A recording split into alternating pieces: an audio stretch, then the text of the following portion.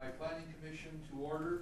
It is Wednesday, February 6th, 2019, and it's 1 minute to 6. Sherry, could we have a roll call, please? Chair Quillisi. Here. Vice Chair Nolan. Here. Commissioners Jagiello. Here. Corbin. Here. Powers. Here. Lottis. Here. And one vacancy. Very good. So we have a quorum. I'd like to follow up that with the Pledge of Allegiance, and Commissioner Nolan, would you lead us, please? Yes. I pledge Allegiance to the flag of the United States of America and to the republic for which it stands, one nation, under God, indivisible, with liberty and justice for all. Thank you. Next on the agenda is public communications. The time set aside during the Planning Commission meeting for members of the public to address the Planning Commission on items of city business other than scheduled agenda items. Matter raised at this time may be briefly discussed by the Commission and will generally be referred to staff and or placed on a subsequent agenda. Under state law, other than for emergency items, no action can be taken at this meeting. By the way, I want to recognize the city staff that's here, Mr. Summers, Ms. Regal, Mr. Vega. I understood that Mr. Connolly was joining us by phone. Is he there? Yes, he is. Terrific. Welcome, Luke, even if only virtually. I gather you can hear me. Yes, coming through loud and clear. Thank you. Okay, thank you. Is Good. there anyone in the audience who wishes to speak during public communications?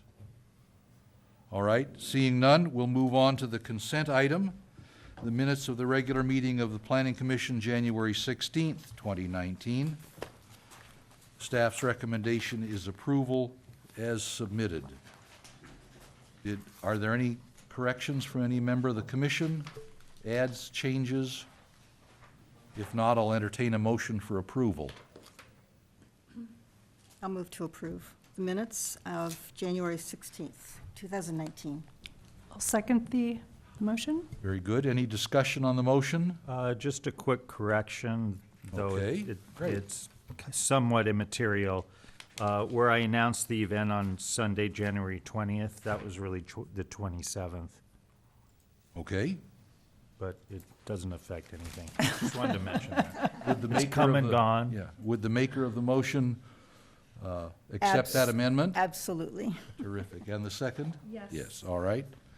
Any other discussion? Then let's have a roll call, Sherry. Jagiello. Abstain. Corbin. Abstain. Nolan. Yes. Quillisi. Yes? Powers. Yes. Lottis. Yes. All right. We'll move on to item 2, a public hearing item on text amendment TA 19-001 for allowable and conditionally allowable uses in the M1 and MPD districts. Can we hear from staff on this, please? Okay, I gather I'm up then. Yes, sir. Okay, so as long as everyone can hear me, if you can't, please let me know. Item 2 is a consideration of expansion of uses in the city's manufacturing zones, the M1 and the MPD. This is initiated by the city, but also partly through conversations with the operators of the Caravan Outpost on Montgomery Avenue. And what really the issue is here is to Right. look at an expansion of uses, particularly to the on-site sale of alcohol, and initially looking at also hotel and lodging uses, allowing those in the manufacturing zone. Currently, those uses are not allowed, and what we have considered would be allowing those uses through a conditional use permit. So they would not be allowed by right, but if this zoning text amendment were to go through allowing either on-site alcohol sales or hotels and lodging, those uses would then require a conditional use permit, which would require approval by you, the Planning Commission, or the City Council on appeal. I think as the staff report points out, the districts we're talking about are the M1 and MPD, which are located pretty much contiguously in the southeast corner of the city. They're not spread throughout the city like a lot of other zoning districts are. And unlike a lot of other cities too, Ojai is much smaller. It doesn't have sort of a defined older industrial or manufacturing area like a lot of other cities do. So you already have a pretty fair range of uses going on in those zoning districts. Commercial uses, some residential, things you don't traditionally think of as manufacturing uses, which is also another reason why we're considering at this time sort of expanding what would be allowable and could integrate into the manufacturing zone. I think on the last 2 pages of the staff report, we list a number of options that could be considered. I think the simplest, most direct way, which is identified in the attachments for Table 2-4 in your staff report, would be, as I said earlier, to pretty much add on-site sale of alcohol and or hotel and lodging and make those conditional uses rather than prohibited uses in the manufacturing zones. You could allow either, say, just on-site alcohol or hotel, or do them just in M1 or just MPD. We could also consider things like the on-site sale and service of alcohol at hotels and commercial districts. That's something that's typically considered a secondary use to the hotel operation. So the zoning text could be allowed to clarify that where you have an already approved use, like a hotel or like a restaurant, that alcohol service is also allowed because it is a secondary ancillary use to the primary use of the hotel or the restaurant. We could also consider things like creating an overlay district, which would identify a certain portion of the manufacturing zone where you could allow on-site alcohol sales. And we could also expand this into a larger project and look at what other uses might be complementary in the manufacturing zones of the city. And there would also be the option, again, to not make a change or to do this as something later on after we have, say, our general plan amendment process started, which should be something that's ramping up in the coming months of this year. So in any event, hope I came through clear. It feels odd doing a staff report over a phone, but I hope that defined the issues for everyone, and that concludes staff's report for now. I'm happy to answer questions along with Matt Summers, Suzanne Riegel, and James. So that concludes staff report. Thank you, Luke. Do we have questions for staff? Chester? Yes, I have a question. The caravan outpost is classified as an RV campground. Can you point out where that use is in the chart? I'm having a hard time finding it. I believe the question was about the caravan outpost being characterized as an RV campground. Yes, as an allowable use, and I can't find that category. And the reason you can't find that category is that term is not defined in the City of Ojai's ordinance. So I think that was one of the reasons that if we were to allow hotel, motel, lodging type uses, that would be one thing to clarify, because we do define that, and by allowing that through a conditional use permit, I think it avoids this using a term that's not defined in the code. I think it would make it clearer to just call it what it is. Okay, I'm not sure I even get that answer, because I'm happy to add perhaps a bit further clarification. Thank you, Luke. As is correctly noted, the existing caravan outpost property on Bryant Circle or Bryant Street was approved by the Planning Commission some time ago via a conditional use permit. It is a legal use, it is permitted, and it is permitted as a RV campground, which isn't defined in the zoning table. You are correct. That's an undefined term. That Planning Commission, of course, has been approved, is issued, runs through the land, and is valid. so would that be a text amendment then? Did we approve a text amendment? It was not approved at a text amendment at the time. It was approved via a conditional use permit, and the time to challenge that has long run. Sure. Okay, I'm not trying to challenge, I'm just trying to understand it, because it's the basis for which we're, some One of the of the- basis from which we're trying to. This is work a precipitating event for a possible policy change, I think. Right. In other words, Talking about. if the commission wishes to recommend to the council a way to regularize the situation, one approach would be to look at a text amendment to add a line, RV campground, add a definition to that term, and then decide whether it would be permitted, probably CUP would be the right choice at that point. Add a line and then define it as CUP permitted in the M1, MPD, or one or the other. And then, of course, if we add a line, we've got to define the term. Right. That would be one approach. That isn't necessary. The present operation is legal with or without that. But if you wish to regularize it, that would be the way to do it. So, just to be, again, I'm trying to build on what we're trying to achieve today as well. So how then, how did we classify that as a CUP if that category is not in an approved use? How did that happen? I'm, to be honest, not deeply familiar with how it happened. No one sitting at the table was here at that time. Okay. John, if I could jump in on that too, I think this has been one of the issues where this has come up, that in 2013, the applicant was trying to get the permit to operate their business. The city approved the permit. I don't think there are any issues with the caravan outpost operating, but one of the issues is just the use of that term. I'm unsure why that term was used because it's not defined.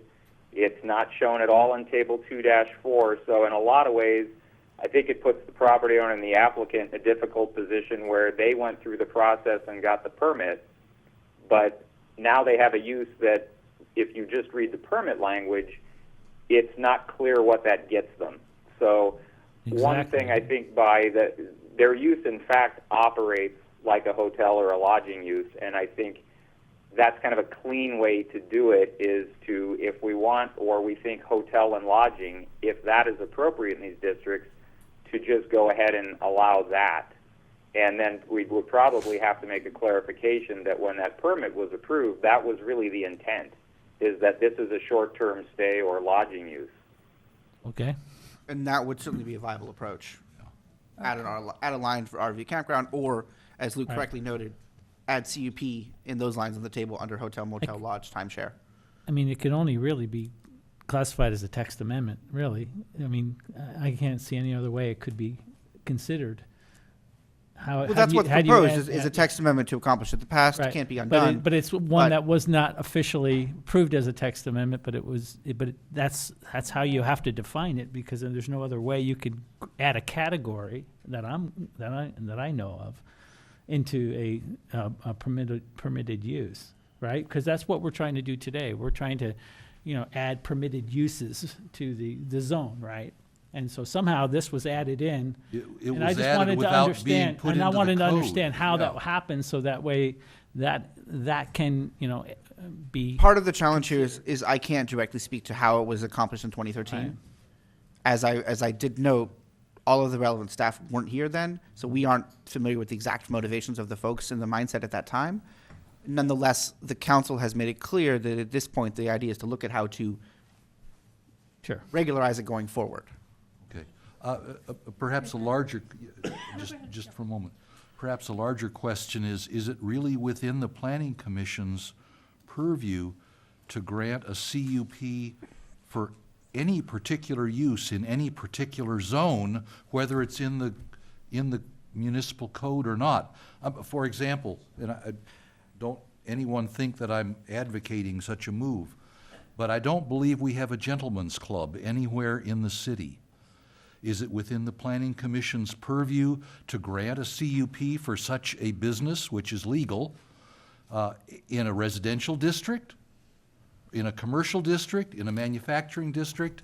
I'm unsure the basis for making that CUP back in 2013, separate from anyone's motivations or anything of that sort. I will answer the question in a slightly different way. Adult uses are a particular category under the First Amendment. They are granted special protection because that is viewed as expressive activity, so that's not the best example. Okay? Cities have lost many Give lawsuits us by a better trying example. to prohibit adult establishments. That's not a good example. And that is, I'm not sure where that is in the code, but that's a bad example. A better example is if you have a use that is different than the uses that are defined in the table. The code does allow initially the director and then later the planning commission to make a similar use determination. So if you have a new use come along that isn't defined in the table, and I'll note that RV campground isn't in the table, it sounds and smells a bit like a hotel, but it could be described as other things. If you have a new use that arises, that can be determined to be a similar use to another existing use and apply to the zoning table line for that use. That could have been the approach that was used in 2013. I'm not sure Okay. that that was the approach that was used, but that would be a viable approach to get there. Similar and we have use, seen that okay. approach applied in other projects where we've looked at a market, a new, the classic example is Airbnb. Airbnb came up, proponents argued that Airbnb is similar to residential. And that went to the council, and the council voted after many hearings that that was not what the council's determination was. It was evaluated as the possible similar use, and the council said, no, that's a distinct use and it's banned in residential zones, and that's what we've been enforcing. That path gone the other way would be a way to do it. Okay, So similar use determinations allow you to fill in the gaps because, as we all well know, the markets change. Our world has significantly changed from where it was before. Therefore, new uses arise. When a new use arises that isn't in the table, a similar use determination is the way to get there. That may have been the approach that was used in 2013, but I can't speak directly to how that was done because I wasn't right, there. okay, okay. And if we had one, Let me just piggyback on what Matt said. Is like that is the typical approach in planning, is where you get a use that might not fit perfectly into a defined use in the code. You can try to make a comparison as to what it is most similar to and see if that works. In the 2013 report for the use permit, that may have been their intent, but in the report itself, there wasn't an effort made to argue that RV campground was similar to anything, like a hotel. Right, exactly. That's where I would think it would fall. I don't know what the intent was in 2013, and that's the difficult thing, is not having anyone here at that time. I don't know. Right. I do know, based on how the Caravan Outpost operates, if it were to come in today, I would call it a hotel or lodging establishment based on how it operates. Right, Correct. So, we're sort of doing the similar use thing 5 years after the fact is what's happening in a way. yeah, okay. Yeah, okay. Okay. Bobby, you had a question? Yeah, so hotel and lodging is, No, that's the recommended. That's the recommendation, is to put that's- CUP in those okay. columns. the that's. Both. the yellow highlights So are is recommended that- changes, So not is that current not code. allowed in that district now? It is that currently correct? Yes, not allowed. attachment B is the current zoning table, 2.4, and yes, a hotel, motel, lodge, and timeshare facility are presently not allowed uses in the M1 and MPD zones. And that's So, attachment B is the current okay, code. so what we're suggesting is that we change that.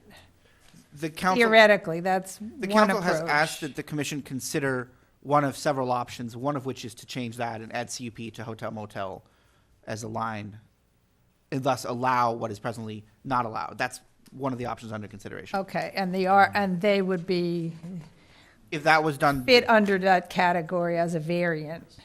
And yeah, they are then, legal now, and it would, the determination of similar use that was done effectively 5 years ago would be regularized. okay. But they are and- presently legal now, because they and- have a permit that has been And issued. then by right, they would be allowed to sell alcohol. Not- No, Not no, by no. right, under a CUP. No, pause for the outburst there. Our zoning code divides up liquor and hotel. It's a very clear division. Problem you brought up. Permitting a hotel, whether hotels are permitted in certain zones and are conditionally permitted in other zones, having a hotel permit does not automatically allow alcohol sales. That has been defined in this code as a separate allowance, requiring a separate land use determination.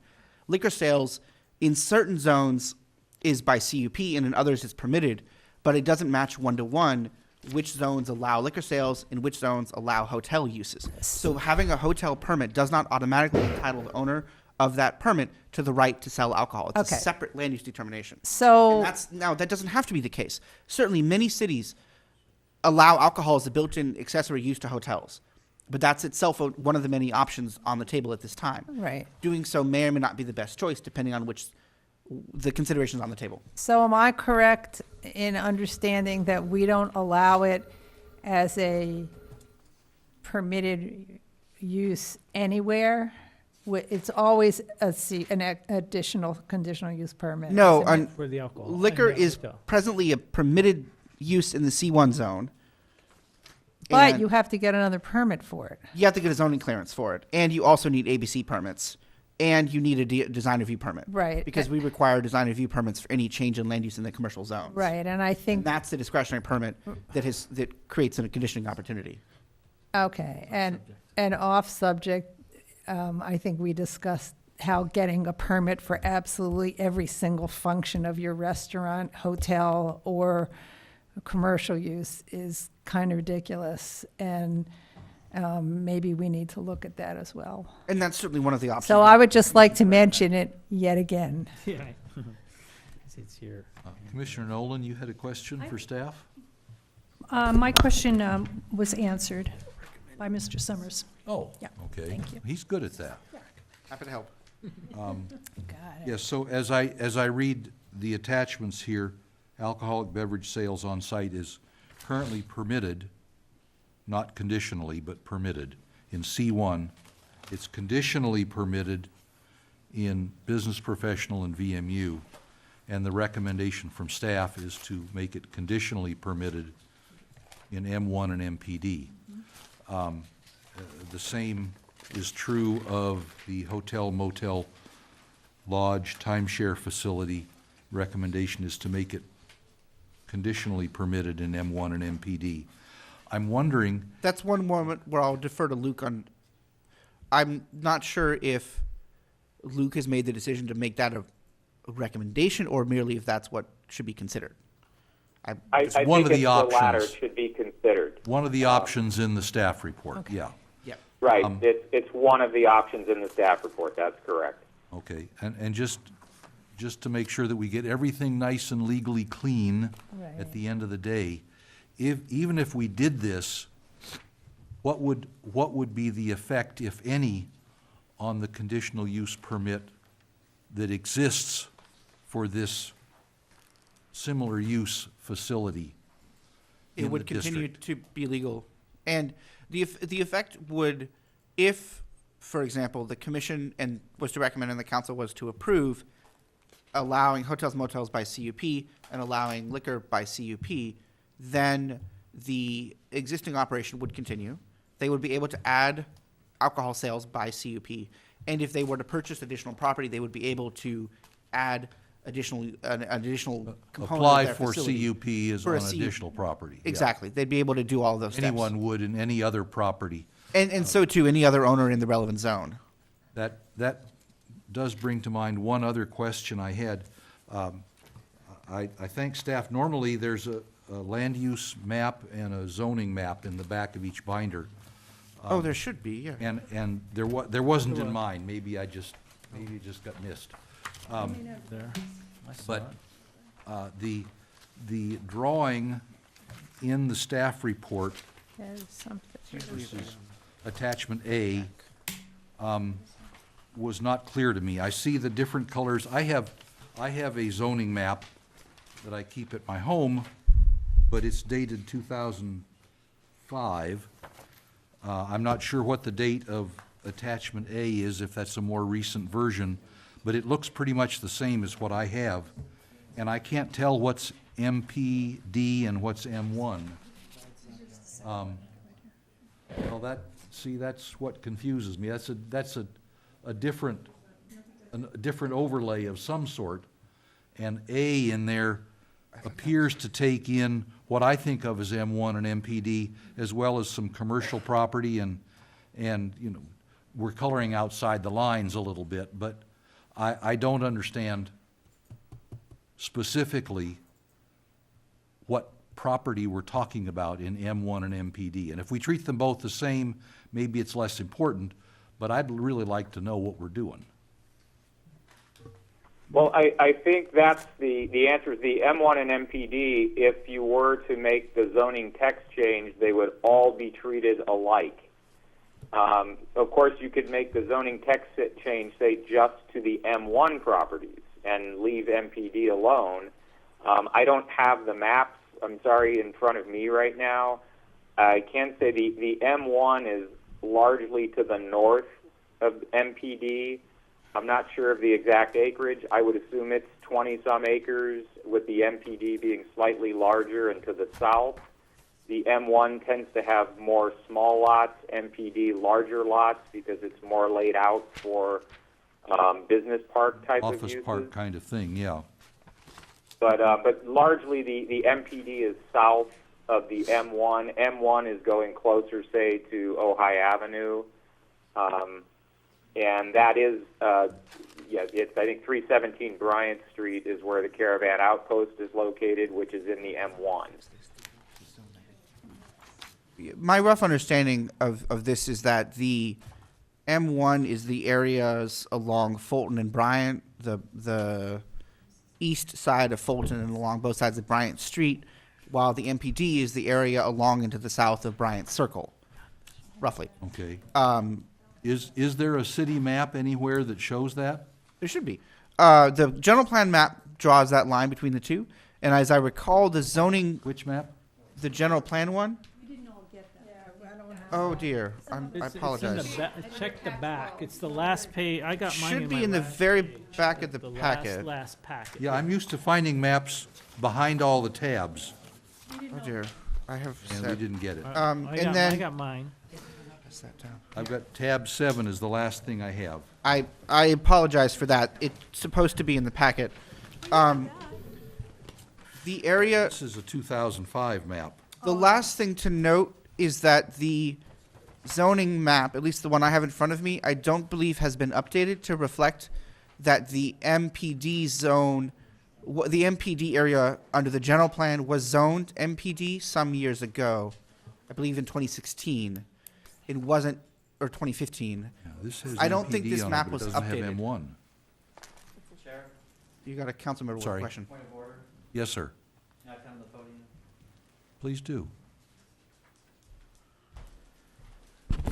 The rezoning occurred in 2016. Thank you. The Planning Commission was circulated, and council at that time, staff circulated maps showing the difference that was not included in your packet. I have that with me.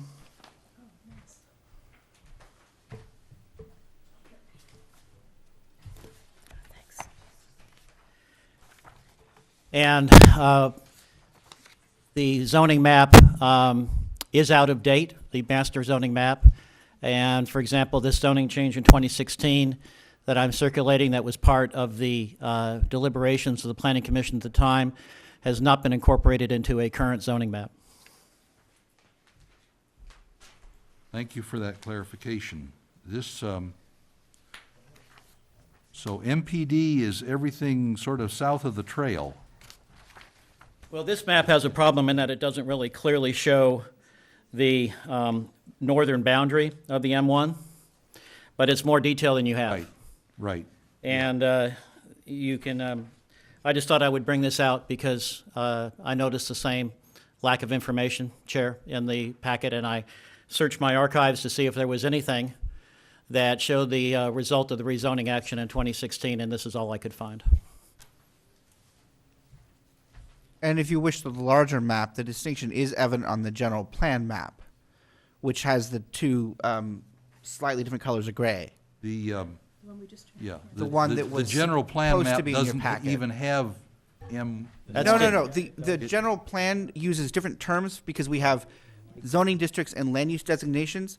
The land use designation, commercial manufacturing, CM, corresponds to the zoning designation, M1 manufacturing.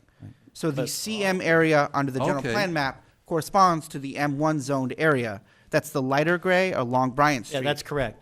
That's correct. And then But the- that map hasn't been updated to the actions as described in 2016. The general plan map reflects the distinction. The zoning map does not.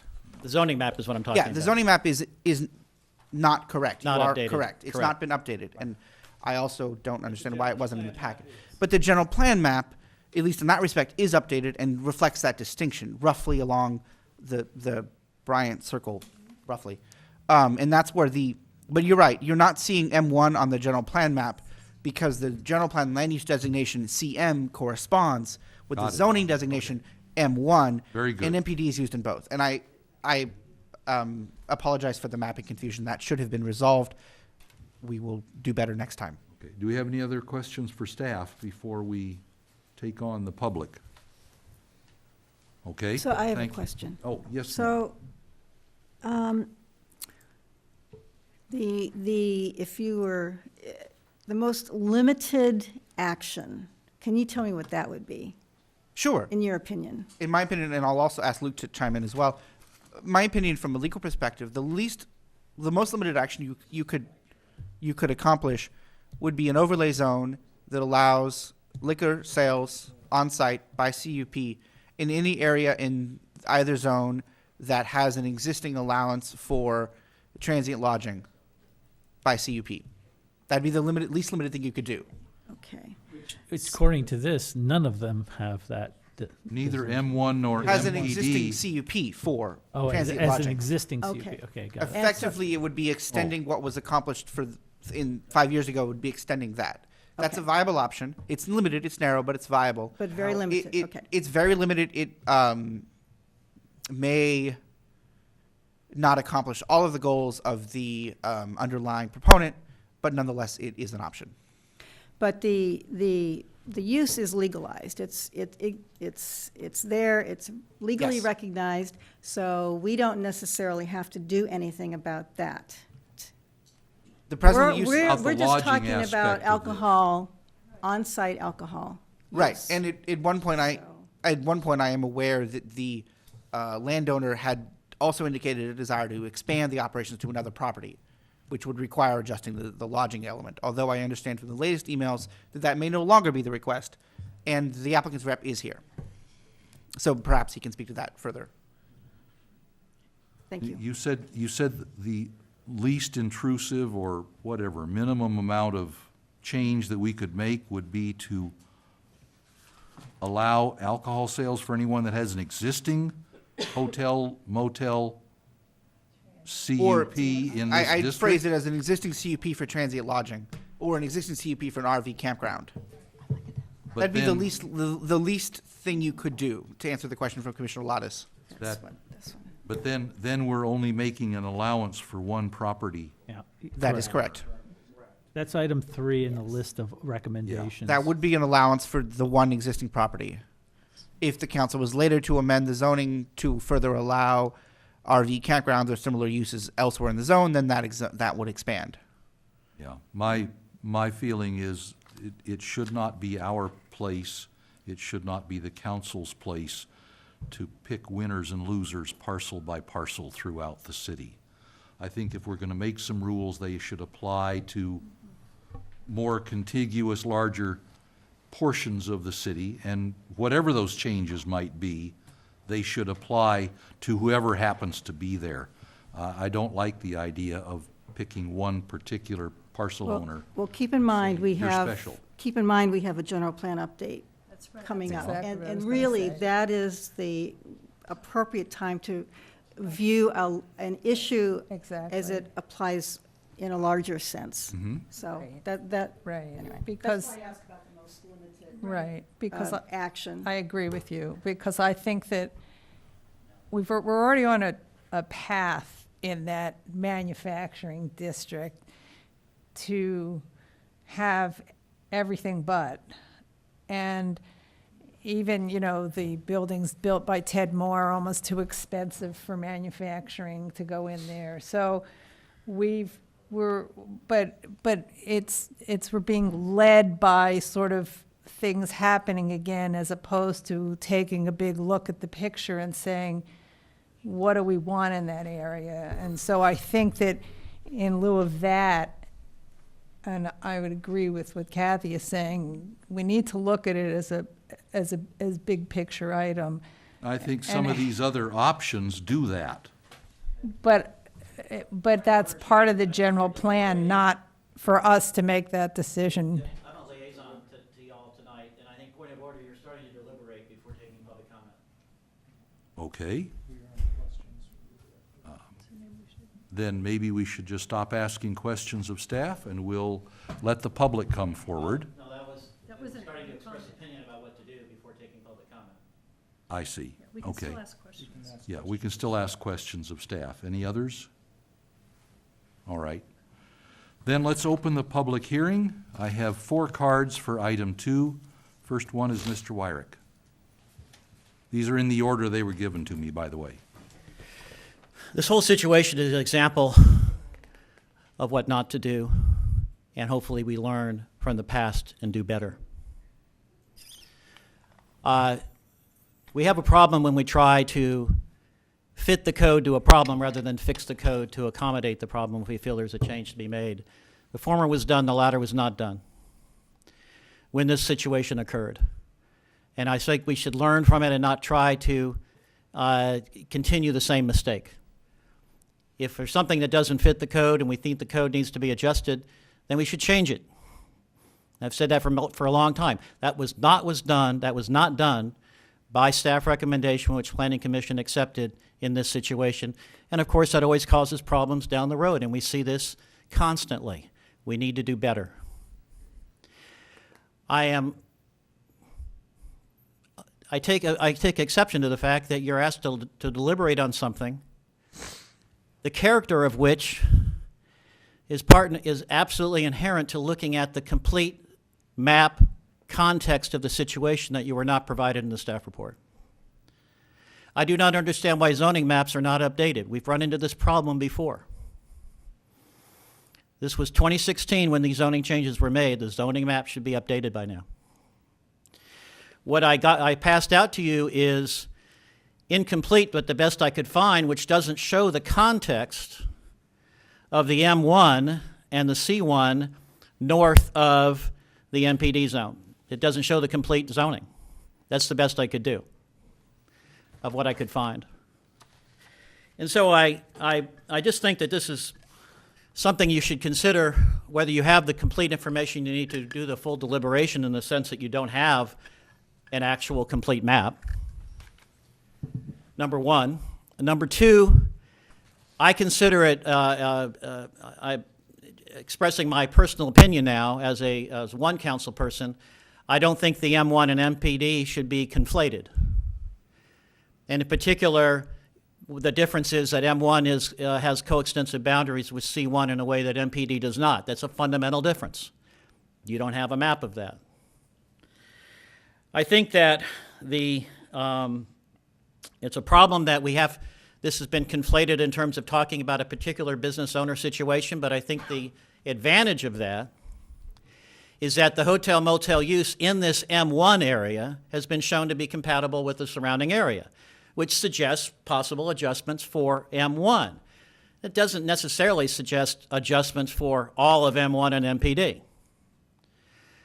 And then I will further make a specific suggestion to consider, and that is in the sense of overlay, which is sort of the idea that I came up with. If you look at the M1 north of the bike trail, that is somewhat distinct from M1 south of the bike trail.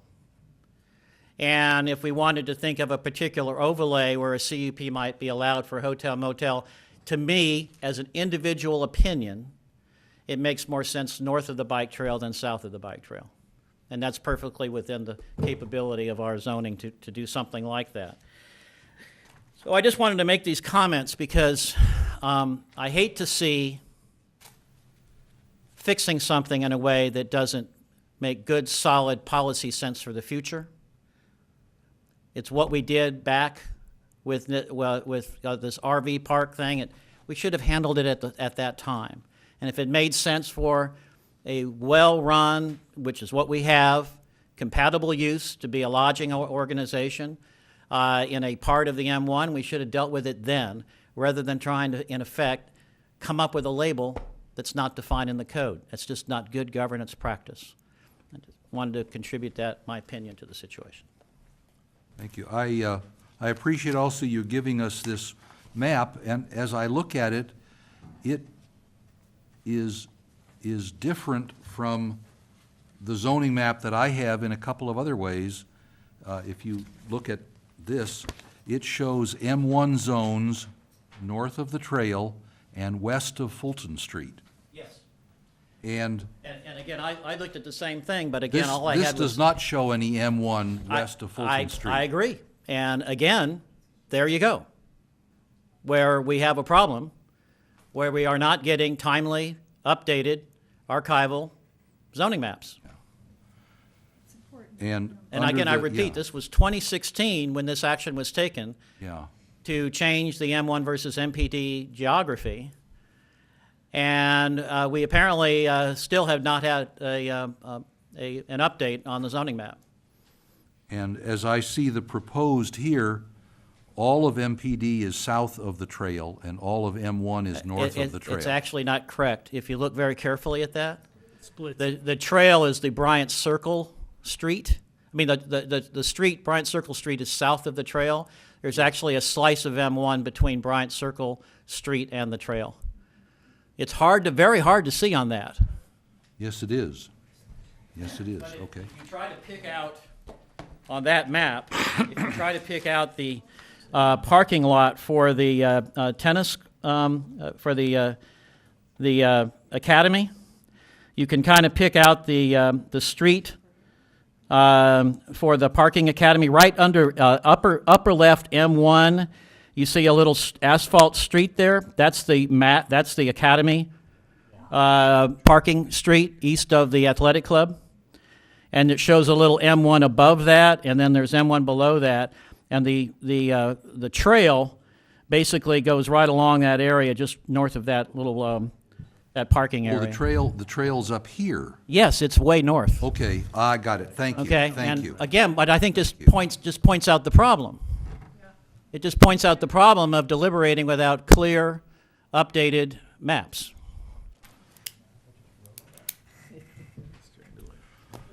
Thank you, sir. Next public speaker is Mr. Ryan Blatz. All right, thank you, Chair. Thank you, Commissioners. I want to make clear that I am here tonight as the attorney for Caravan Outpost, and I am not here as a city council member, and it's important to make sure that you understand that I am recusing myself from this issue as a city council member because I'm representing them, and this is simply here for giving you some information and trying to explain what has become, obviously, a kind of complicated, what was pretty simple situation has turned into a very long discussion with a lot of letters, numbers, acronyms, and maps that don't work. But I promise it's actually a little simpler than it sounds. And what we're really trying to do here is see that there has been kind of a mistake that happened we're trying to fix. That's one thing. Caravan should not have been designated as a use that isn't allowed in the M1 in the first place. Two, we're trying to figure out this problem for Caravan because even though it was kind of unsure why they were designated as an RV campground originally, one of the reasons is RV campgrounds are regulated by the state of California. The department, I'm going to say it wrong, but it's like the Department of Housing something regulates RV campgrounds. That alleviates the city needing to suddenly be a regulator of an RV campground. We believe that was probably one of the good reasons why it was designated an RV campground, because then it fell under the purview of the state. They come in and do inspections and checks, and that made it easy that the city could say, okay, we don't have to do that. But as a caveat to that, even though they weren't calling it a lodging or a hotel or a motel, they said you can be an RV campground, but you're going to have to pay transit occupancy tax. So Caravan Outpost, even though it is not a designated hotel motel, is, as far as I understand, the only non-hotel motel in the city that pays transit occupancy tax. Now, as you guys, as was seen in the zoning, there is a permitted, or in certain areas, conditional use permit. There is, generally speaking, though, at a hotel motel establishment, an allowable use to sell beer and wine. That's what Caravan wanted to do. So Caravan said, hey, we want to be able to sell beer and wine to our patrons because where we are, we can't do it on site. They're allowed to bring alcohol. They're allowed to bring anything they want to the facility, but they were having to walk down Bryant Street to a liquor store or get in a car and go up to Ojai Avenue, go to a liquor store, and come back. And that didn't make any sense. And they had the idea, said, we should probably offer this service, be better for us, better for them, better for everybody, if we can just do this here. They went through the process of applying for a license with ABC, which is what you're supposed to do. They went check 1, check 2, did everything they needed to do, and at the very end, there was a zoning clearance that needed to happen. So ABC called the city, asked the staff, hey, are they cleared to be able to do this where they are? They thought there was no problem. ABC didn't expect a problem. But no, you can see that not only is the alcohol use not permitted in the M1, it was told to them, you're not even allowed to be an RV campground in the M1. And then everything went, whoa, what happened? Caravan's doing everything they can. They crossed every T, dotted every I, paid their transit occupancy tax, and now all of a sudden, wait a minute, are we not allowed to be there? Wait a minute, are we not allowed to do this? So we sat down with the city staff and said, what are some of the ways we can get through this? And what I believe that, first of all, when you ask what the simplest thing you could do is, well, you could always do nothing, but that's not going to do any of us any good tonight. But that would be the simplest way to get out of this, is you all just leave and don't do anything. But what we're hoping is that Down the road, or whenever it needs to happen, yes, you have an unpermitted use that's totally legal in an RV campground in the M1. If this commission decides at some point to make that an allowable use, great. If not, they're already legal and they're already there. What Caravan is asking for, and even though they're not the applicant or the proponent of this, even though it gets a little confused, all they want to do is be cleared to get a CUP to be able to sell beer and wine on site. That is it. That's the only thing they want to do. Over Christmas, over the holidays, they had to minimize employees. They've lost a lot of income. It's not supposed to be a big moneymaker, but there's positives to it. People don't have to drive to Ojai Avenue, and they get to make a little extra money on the sales. Every other hotel, motel in town, I believe, has this already built in. I mean, they all have. I mean, we all know they all have establishments that do it. Now, some of the shorter-term rentals that are considered hotel motels don't have those same facilities, but as far as the larger ones, most of them have the ability to do that. Not all of them. But in this particular situation, it's a very unique circumstance that we think it would be appropriate. And the additional uses really aren't extensive because, again, people are already bringing their beer and wine on site to be able to use. So what we would hope as Caravan Outpost is that the conditional use of alcohol sales would be what this commission approves to start that process to allow them to go back to ABC, finalize their permit, and again, understand that this is only for sales for patrons at the facility. This is not for general public who want to come on. This is not going to be, now, last I checked, Chet Hilgers is here, who's one of the applicants, but the intention at this point is only beer and wine. I don't believe the ABC license would be for alcohol, for hard alcohol as well. And we are talking about just a minimal use that's going to avoid traffic and walking in an area that's not super designed for it, that we've dropped Caravan Outpost in the manufacturing district. So that would be the simplest that fixes that problem. Now, the other fixes the Caravan Outpost desire problem, right? The business they want to do. What fixes the RV campground is either to allow RV campgrounds in the M1, but that's a separate issue than the alcohol part, or to do something that's more complicated, which at this point may be a decision down the road in the general plan, maybe somewhere else, is to whether or not hotel motels are allowed in the M1. But that's not what Caravan's asking for. Caravan was told, you're an RV campground. They did everything as an RV campground. They said, even though we're an RV campground, we're still going to pay our transit occupancy tax.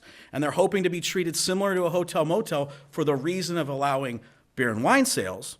But as far as redefining the M1, that's not what they're here to do. They've already asked that question and were permitted to be where they are in the M1. That bigger question we don't want to overdo and make it more complicated than it needs to be, because Caravan just wants that one simple fix so they can conduct the business that they thought they'd be able to. The only other aspect, really, that I will remind everybody of is that it is not a problem to modify the uses for similar uses or otherwise in the M1 without going to a general plan. And I know this because that big circle in the middle on that map you looked at, in the center of Bryant Circle, is where my office used to be. I moved into that office from Building A to Building C. I was working for the city under Ojai Flow. I turned in a business license application and said, I want to make sure you have my new address. They turned around and told me, you're not allowed to be there, you have to move. Oh, wait a minute, I was in Building A. I'm in Building C, what's the problem? Well, that entire Ted Moore building that is designed as professional offices, you are never zoned to be allowed to have a professional office in the M1. So when I applied as a law firm, they said, you can't be here. Now, at that point, Rob Clark, the city manager, called me right away. Betsy Clapp, one of the accountants, called me, please don't freak out, we'll figure it out. And there was an immediate text amendment that was done in the course of only a very short period of time.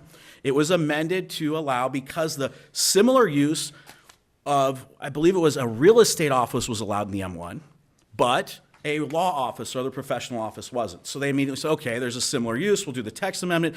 There was an accountant, an attorney, a dance studio, an editing facility. There was not one manufacturing business in that entire building. In 25 or 30 units, there wasn't one. And I was the only, for some reason, luck landed on me to be the one who got a zoning clearance that got denied. So that only took a text amendment that was for a simple additional use that's similar.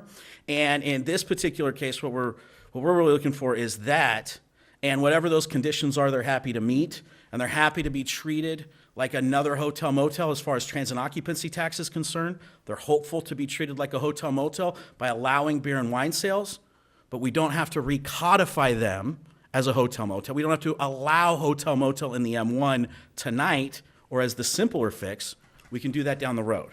But to fix this acute problem, because hey, Caravan did everything they did. The city, bless their heart, wanted to see this happen and maybe got a little overzealous and checking the box that said, you're this use instead of that use. That's a good thing for the city. They don't have to regulate it, but let's make it easy to fix it, and let's not punish the business people that do everything the proverbial right way by making this any harder than it has to be. Let's reward them, and they've already lost a lot of income from this, by making a simple amendment, moving this forward, and then we can decide the long-term uses of the M1 at a later date. If there's any questions, I'm happy to take them. Questions for the applicant or, not applicant, questions for the speaker? Thank you. And by the way, I hate to interrupt the wonderful flow of this meeting here, but I noticed that we had the public hearing item without any discussion of ex parte contacts by any member of the commission. And that normally comes ahead of time, doesn't it, Mr. Summers? Usually, but on a legislative item, disclosure of ex parte contacts is not required because we don't have an applicant in the room. The council has directed that this be considered. It's purely legislative. Thus, there's no one with due process rights in the room. Therefore, there is no requirement to disclose ex parte contacts. You may still do so if you wish, but it isn't obligated. If there was an applicant applying for zone change, it'd be a different conversation. Okay. So in that regard, it's okay that it was skipped. Well, in the interest of full disclosure, I have to say, I have had a conversation with Mr. Hilgers, and I asked him what was his situation, and what was he asking of the city, which is what Mr. Blatz just said, the right to sell beer and wine on site. So I have had that conversation, and I informed him, and I think he would confirm this, that I was interested in the case, and that if it came before the Planning Commission, that I would make a judgment based on what was presented to the commission.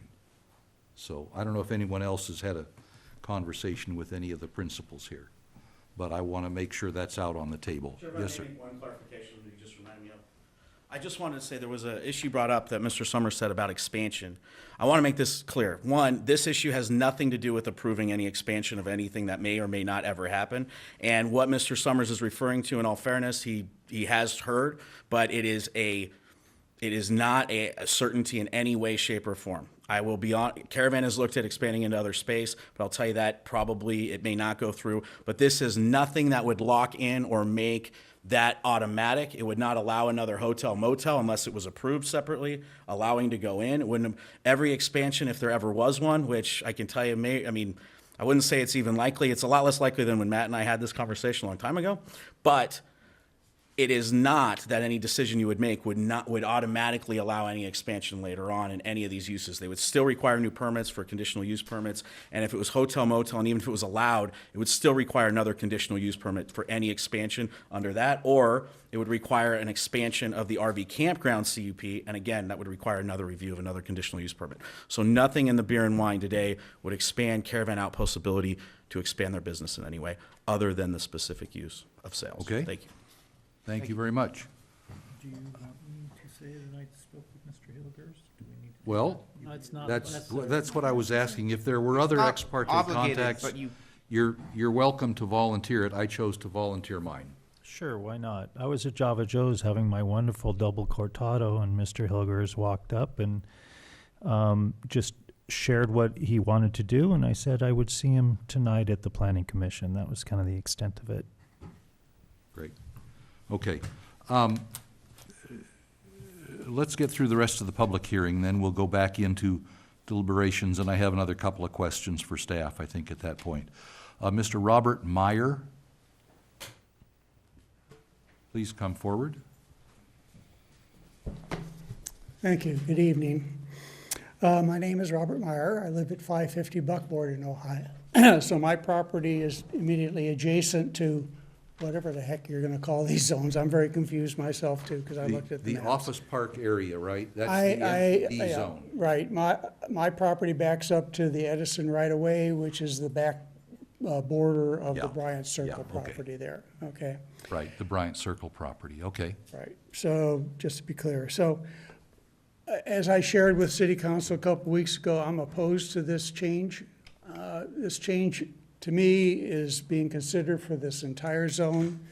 A lot of discussion is being brought around about this one property, but keep in mind that what you're talking about here is generally about the entire property, the entire zone. So why am I opposed? Fundamentally, I don't see a need to create additional zones for hotels and alcohol sales. We have plenty of that in town now with the existing zoning areas that are approved already. There's empty properties up and down Ojai Avenue. Expand there. Secondly, I already experience a lot of light pollution from the Bryant Circle area. As you know, those properties were built long before the night sky thing came into play. I have one very cooperative building owner that's behind my property that had 2 lights on the back side of his building that directly faced my home. He's turned one of them off and has shielded the other partially, so bless his heart. But every night there's a lot of light coming from that area. Adding hotels will only bring more of that. I also hear occasional noise from the area. It's not to the point where it's, above the legal limits, but anytime you bring in more alcohol sales, hotels, that type of thing, those type of businesses in that area, they're gonna wanna have evening events in the beautiful Ojai weather. It's gonna be outside, music, that type of thing, and that's frankly annoying at times. And finally, I'm sure you're gonna consider this, but if you have more hotels and stuff back in that area, that means more traffic coming out. The way you come out is on Bryant Street there onto Ojai Avenue. Making a left turn right now onto Ojai Avenue is not always a lot of fun. So, add more traffic out there, not such a great idea.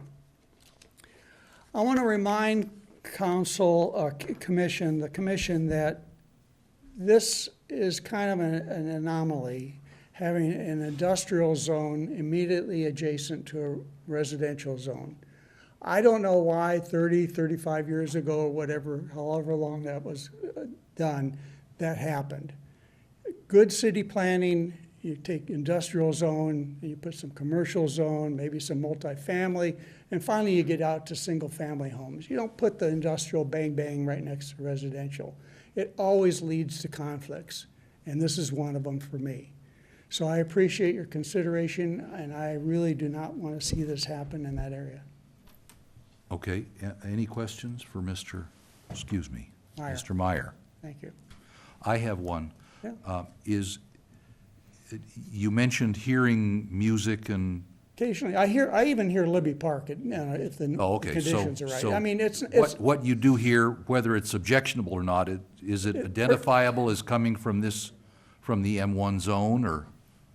directionally, I would say it probably is. It's hard to tell. I mean, I don't go out and search, and it's not, to be honest, if I had, and I just found out you can put a noise meter on your smartphone nowadays. Oh. A free app, by the way. But it's, it's certainly well below any legal limits. So it's not that, but that doesn't mean, personally, I like it, You don't have to like it, right? and I don't want to hear more of it. Yeah, okay. All right? Thank you for your time, sir. Thank you. Our last speaker so far is Mr. Bob Daddy. Chair Quillisi, thank you. Planning Commission. Prior planning commissions have screwed up an awful lot of areas within this community. They weren't watching. It was dysfunctional. They just slammed stuff everywhere, and we can look at the result.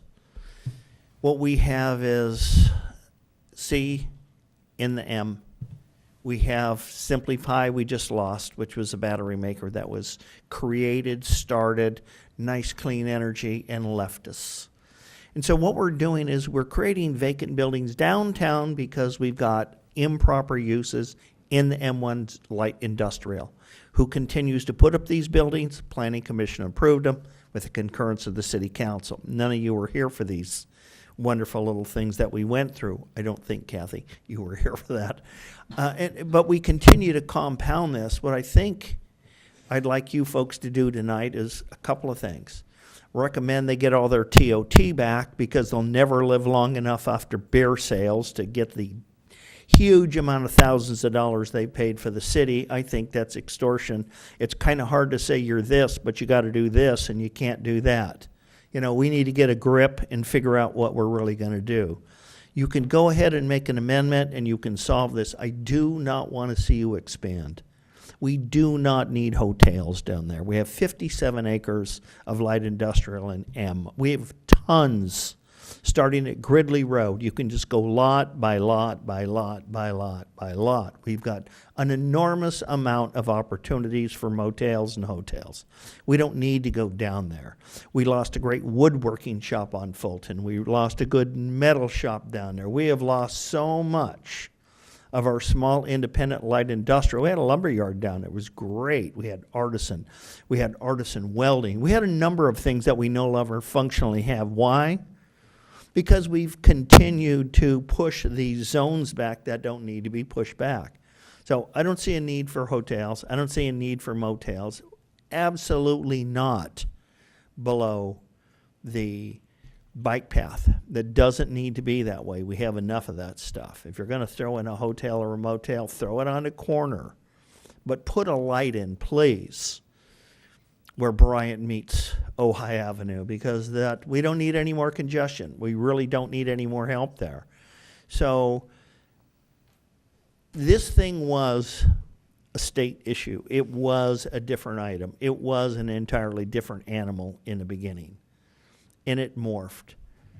And I just don't see how, if we can charge them TOT, we can continue to say you don't qualify. We're going to make you pay this and the tax for that, but you're not allowed this. And get it straight, because I don't know if you actually know what goes in there. Sandwich shops are allowed in the M1. So you can put a sandwich shop in there, and they can apply for beer and wine. So by analogy, make this one change, and then that's it. We don't need any more. So thank you. Thank you, Mr. Daddy. Any other persons in the audience that wish to speak on this item? Please give us your name and address. I don't have to give you my address. Everybody knows it already. Anyway, Susan Francina, and I just want to say, speaking as an individual city council member, my distinct recollection of that, after much discussion, similar to the painful discussion I witnessed here, was that we wanted the most simple amendment to allow the Caravan Outpost Lodge to serve alcohol only to their, you call them visitors? Patrons and guests. Their patrons and guests. It would not be open to the public. And that seems to us a very reasonable, logical request. You know, similar to when you have a campground, you usually have a little store where you can sell, items like beer and whatever, little things that people need. Snacks. So that seemed like a lot. That's all the council directed, is my recollection, and everything to do with anything more complex we leave for when we revisit the general plan. That's my understanding. So thank you. Anyone else wish to speak on this item? All right, we'll close the public hearing and bring the discussion back to the commission. Comments, Chester? Yes, so this is directed at staff, and it's the attempt to, let's say we want to give the Caravan Outpost the right to sell alcohol on their property. What would that be? A CUP, a text amendment specific? How would you define that? If the goal was to accomplish an amendment that would, as stated by Mayor Pro Tem Francina, allow the existing use to add alcohol sales to their guests, only to their guests, not the public, and only for that property, that is accomplishable via a text amendment that either creates an overlay zone or even simpler, just adds CUP with a footnote to alcohol sales in table 2.4. The footnote would read only put CUP in the M1, and put a footnote that would read something like only alcohol sales, solely beer and wine, permitted solely for existing lodging facilities that are legalized by CUP, something along those lines. So to sum it up, it'd be a text amendment to the CUP. No, it would be a It'd be text. not a text, what would it be? It'd be a text amendment to add that line to the table, and you could either do it as an overlay zone limited to that, or perhaps simpler is just allowing it as conditionally permitting alcohol sales in the M1 with a footnote on that conditional permitted note that would limit it to existing properties with an existing allowance for transient lodging, which Okay, effectively got would it. limit Yeah, it because to that we only property. have one at this time, and I mean, and we have not changed any of the zoning to allow others in there, so that would limit it to that one property. The net effect of it would be limited to that one property. Obviously, in the future, if the council, in the course of the general plan update or at any other time, with the commission's recommendation, expanded the allowance for lodging in the M1, then additional lodging facilities could, of course, add liquor sales to their guests. Okay. Got But it. at the moment, there's only the one property that allows lodging activity. Okay, so in summary, I suggest that we do exactly that. They're being taxed as a hotel, motel. They're approved as that, whether it's an RV campground. That's how they operate. We allow for that text or that adjustment, whatever you want to call it. I'm still confused on what to exactly call it, but Text amendment. text amendment for that, and that affects that specific property. And then we deal with the overlay zoning when we have proper maps and when we start going for the general plan. So that's what I think we should do. Okay, I'm looking at these options on page 4 of 5 and 5 of 5 and trying to plug in what Mr. Summers spoke of, and I don't It's think the it plugs in. species of So the when making a Fourth bullet. making a motion, I wouldn't even know how to repeat what you just said in a way. So maybe you can. I was gonna, I believe we can, it would be summed up as a text amendment. Would it be a text amendment to the CUP? Is that No, what it'd you be a said? text amendment to the table. Text amendment to the They table. still have to apply for the that- CUP. Yeah, that'll allow for alcohol sales for existing hotels, motels in the M1 zone, Or lodging facilities. or 'cause lodging in- facilities. In the city's There's opinion, only they are not a one hotel there, nor a motel, so, they're a lodging facility. the Okay. problem that I see with that approach is that the property in question is not a hotel, motel, or lodging facility. Yes, it is. It's a lodging It's an facility. RV campground. No, it's a lodging facility. And that's, That and looks like that's, an RV campground. that's maybe a distinction without a difference, but it hung up the ABC when they came back to the city. No, No? no. Did I misunderstand that? The ABC issue, there were two issues. One of them has been solved and isn't worth discussing. The second was that alcohol sales is not a permitted use in the zone. That was the main ABC issue.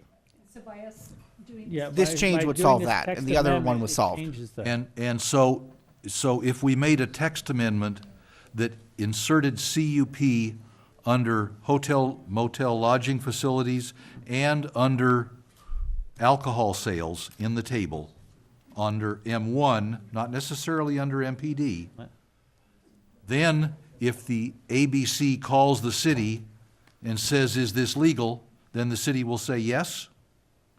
Correct. That is correct. If that is done, then the city would say yes with the CUP approval for liquor. However, It's Adding- yes because it's a similar use to an existing legal use? you have described something slightly different than what Commissioner Jagiello described.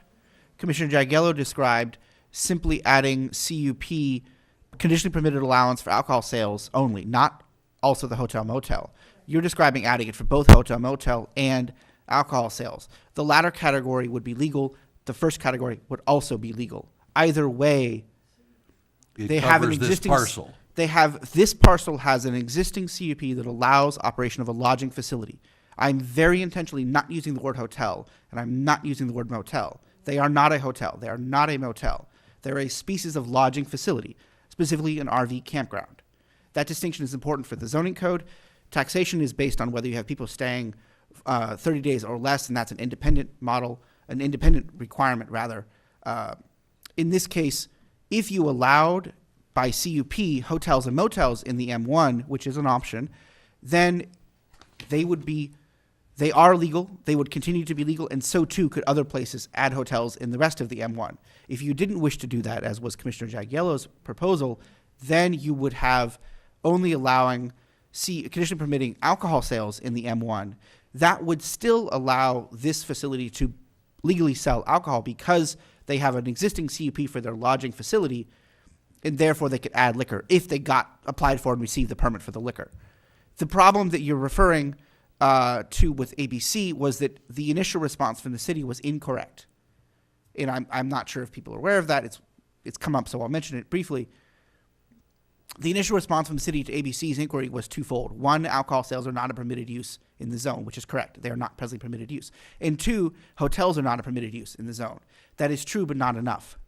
Hotels are not a permitted use in the zone. However, they are not a hotel. They're an RV campground, and that is permitted. That was a piece that was missing, the nuance that was missing from the initial response to ABC. That has been corrected. A second letter has been sent to ABC. ABC is aware of that correction. That has been solved. But as the table stands, as the code stands today, lodging facilities are also not allowed in the M1 zone. That is correct. This CUP notwithstanding. This CUP legalizes them, but as we've noted, it is not in the table. That is correct. Because there's been this distinction drawn between RV campground and hotel, motel, lodge timeshare. And that was, as we've noted, was done 5 years ago without necessarily doing it the best way. Not casting any aspersions on anybody that did that at the time, but would it be cleaner, in addition to adding CUP in that one cell under M1 and alcohol beverage sales, to add a line under services along with hotel, motel, lodging, and add another line that says RV campground? Because that's what the city has in effect already done. In one case, yes. That would be cleaner. It would also open up the rest of the M1 zone to RV campgrounds, which may or may not be desired. Right. It's a valid option. It's a choice. Yeah. The policy I leave to you and the As council. it stands, we're giving a privilege to one particular parcel in the M1 zone and saying, if that's appropriate to other parcels, that will take effect as part of a general plan update? Is that about what we're That's saying correct. here? That's correct. We're not, that's what my suggestion That is, that would- we don't yeah. tackle that That's the here. suggestion, That we okay. keep it simple and we just allow them to proceed with their licensing for alcohol, which is, they're paying a huge tax, and they deserve that right. So as far as I'm concerned. Not disagreeing with that. Yeah. So your suggestion would be a text amendment that simply adds CUP against Alcohol. alcohol and M1. There you go. Does that work And that then way? with the relevant footnote, limiting it to existing RV campgrounds or something Yeah, similar. limiting it to the. Existing lodging facilities. If, Existing lodging facilities is another way to phrase it. okay. And we can wordsmith it Yeah. later. Okay. Other comments? One thing you might want to consider is you have uses like restaurants and cafes in the M1, which are currently permitted even without a CUP. And if you're going to allow alcohol sales with a CUP, you may want to allow restaurants or cafes, which are a permitted use, to also sell alcohol with a CUP. Just from a planning standpoint, I think this discussion is getting off a little bit because we have the Caravan Outpost involved, which is not an applicant, and we're essentially talking about a policy issue, and we're really talking about just how it's affecting one property. And I apologize that the maps are not in good order between M1 and MPD, but the overall discussion really has to do with the M1 and or the MPD and all of those properties.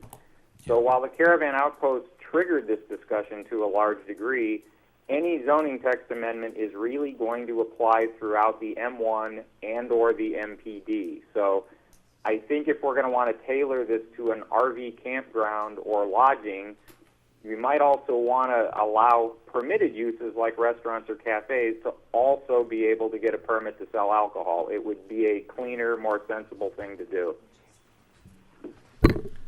In Can I fact, say that is a permitted use now for restaurants and cafes. It's permitted. Correct. Not alcohol, though. But not alcohol. But I, yeah. Oh, I'm sorry, you're right, okay. I just think there is a much larger issue that needs to be discussed in much more depth, and it has to do with hotels and motels and commercial zones being permitted uses, not CUP uses.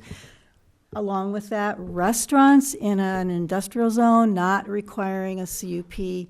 But to me, that's a much larger issue that just needs to be talked in terms of the overall view of the city and what we're doing in commercial zones and industrial zones. And I think we need to be very careful and thoughtful and protective of industrially zoned property. You know, maybe we're in a transition economically now and we're moving from one kind of industrial use, but I think that there is potential in the future for a lot of entrepreneurial kinds of startups that may be very appropriate in looking for this kind of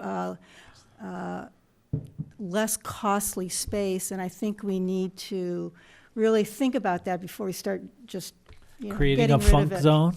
Yeah. So I'm in agreement with the ideas expressed by Chester, Commissioner Yagiello. Okay. Other comments?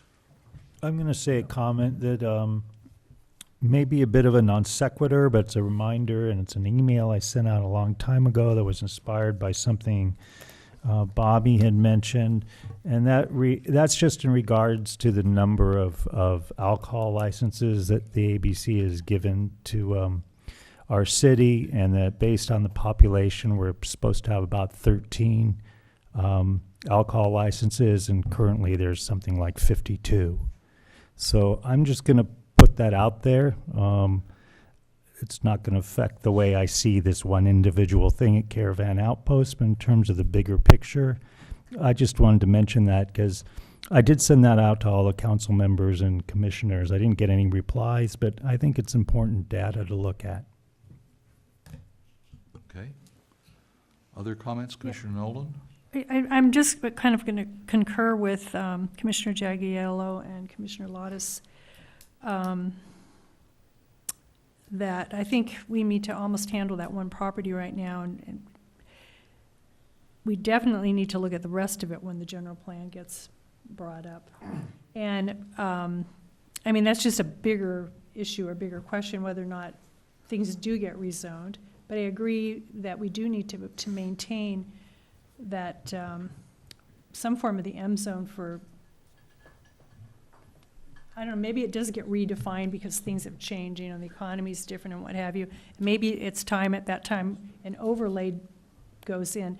But, and I think, you know, there may need to be some flexibility, but for tonight, I think that's kind of the direction I'm leaning towards. Okay.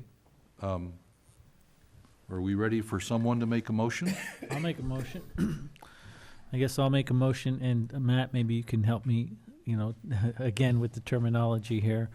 To direct, would it be to direct staff? To recommend to the council. Recommend to the council to create a text amendment to allow alcohol sales for lodging facilities in the M1. in the M1. By Existing.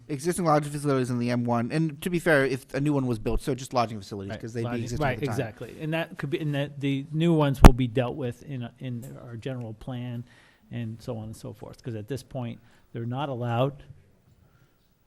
Correct, and so New one yeah. wouldn't be allowed. No. So this would involve then, first of all, are you finished with the motion? And I also. And I understood it, not to interrupt, Go ahead. sorry, to be conditionally permitted as opposed to permitted. Right, conditional use permit. Yes, conditional use. Did I hear that back? Yes. Go ahead. I'm happy Go ahead, to attempt to phrase the Go ahead, motion Matt. for the commissioner. I'm not a commissioner, so confirm that I've phrased what I think you desire correctly. It would be a text amendment to add CUP, meaning that the use is conditionally permitted for alcoholic beverage sales on site in the M1 zone in table 2.4, with a footnote providing that allowance applies to lodging facilities. That or transient uses that are permitted in that M1 zone. So would that Not stated, existing, just in general, there is only one existing. Once it's put in the code, it becomes existing, so someone could apply for it. stated You that can't way? lock it in time Stated that permanently. way, could then restaurants also apply for that as well? Restaurants aren't lodging No, facilities. oh, it's just lodging facility. Okay, that's what I just wanted to clarify. Okay. Yes, that's my motion. That's your motion. Okay, is there a second for that? I'll second. Terrific. Discussion of the motion? So as I understand it, the motion would make a change in one cell in table 2-4 under M1 and under alcoholic beverage sales on site, and it would say CUP with an asterisk, and the asterisk would call out For lodging lodging, yeah. facilities. Mhm. Yes. Okay? But not existing lodging, permitted lodging facilities? It would just be permitted lodging Because facilities. that's the only one that's there. At the Permitted moment, lodging one exists. facility. If one was created in the future, it would They would also have to benefit come from back this. for another CUP. Yeah. But it wouldn't open the door so that we had to permit one in the future. No. This is not Permitting- allowing this activity by right Okay. anywhere in the zone. Is that Okay. correct? Yes, Okay. if in the future there was a desire to allow more lodging, that would have to be separate text amendment. Once that was done, then they could take advantage of liquor sales via CUP. Okay. And I don't know if I need to make this part of my motion, but I would like to update the maps and have. I think that's sufficient to suggest to staff that that be done. Right. And Post propose, and as far as the general plan goes, I do understand that there's going to be a lot of discussion here, but the M1 zone is really it can be considered as a separate entity to some degree, meaning, because it's so different and so unique. And I don't think we have to wait till the general plan comes out to consider, well, it could be part of that conversation, but it could be a separate conversation. So I'm willing to visit this discussion on the whole zone within the context of a general plan discussion, but to make, suggested text amendments to those zones. Yeah. So I Baby don't know steps if- toward the general plan update, if you Exactly, will. and so I don't think we have to wait till we do the general plan. We can do this part of the general plan prior, Okay. but look at it as an update to the general plan as well. And I would agree with you in discussion, the motion, by omission, you did not include MPD. Right, And I think that's appropriate because it's adjacent to residential areas and M1 is not. Well, actually, M1 is adjacent to residential areas on the west side of Fulton Street. sure. And if.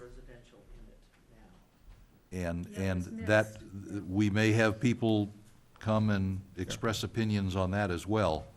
But as it stands, I'd certainly be in favor of the motion as it's stated. Any other discussion? Then let's have a roll call, Sherry. Jagiello? Yes. Corbin? Yes. Nolan? Yes, Quilisi? Yes? Powers? Yes. Lottis? Yes. Motion passes. Okay. Chair Quillisi, Yes, ma'am. talking about the maps, I know that since I started here in June last year, that we have been working with SCAG to work on the GIS mapping. We've submitted all the text amendments that we've done over time and those related mapping to SCAG, and they have been updating the GIS files. So I will check in with Anna to see what the most recent plot is and see if we can get that map codified.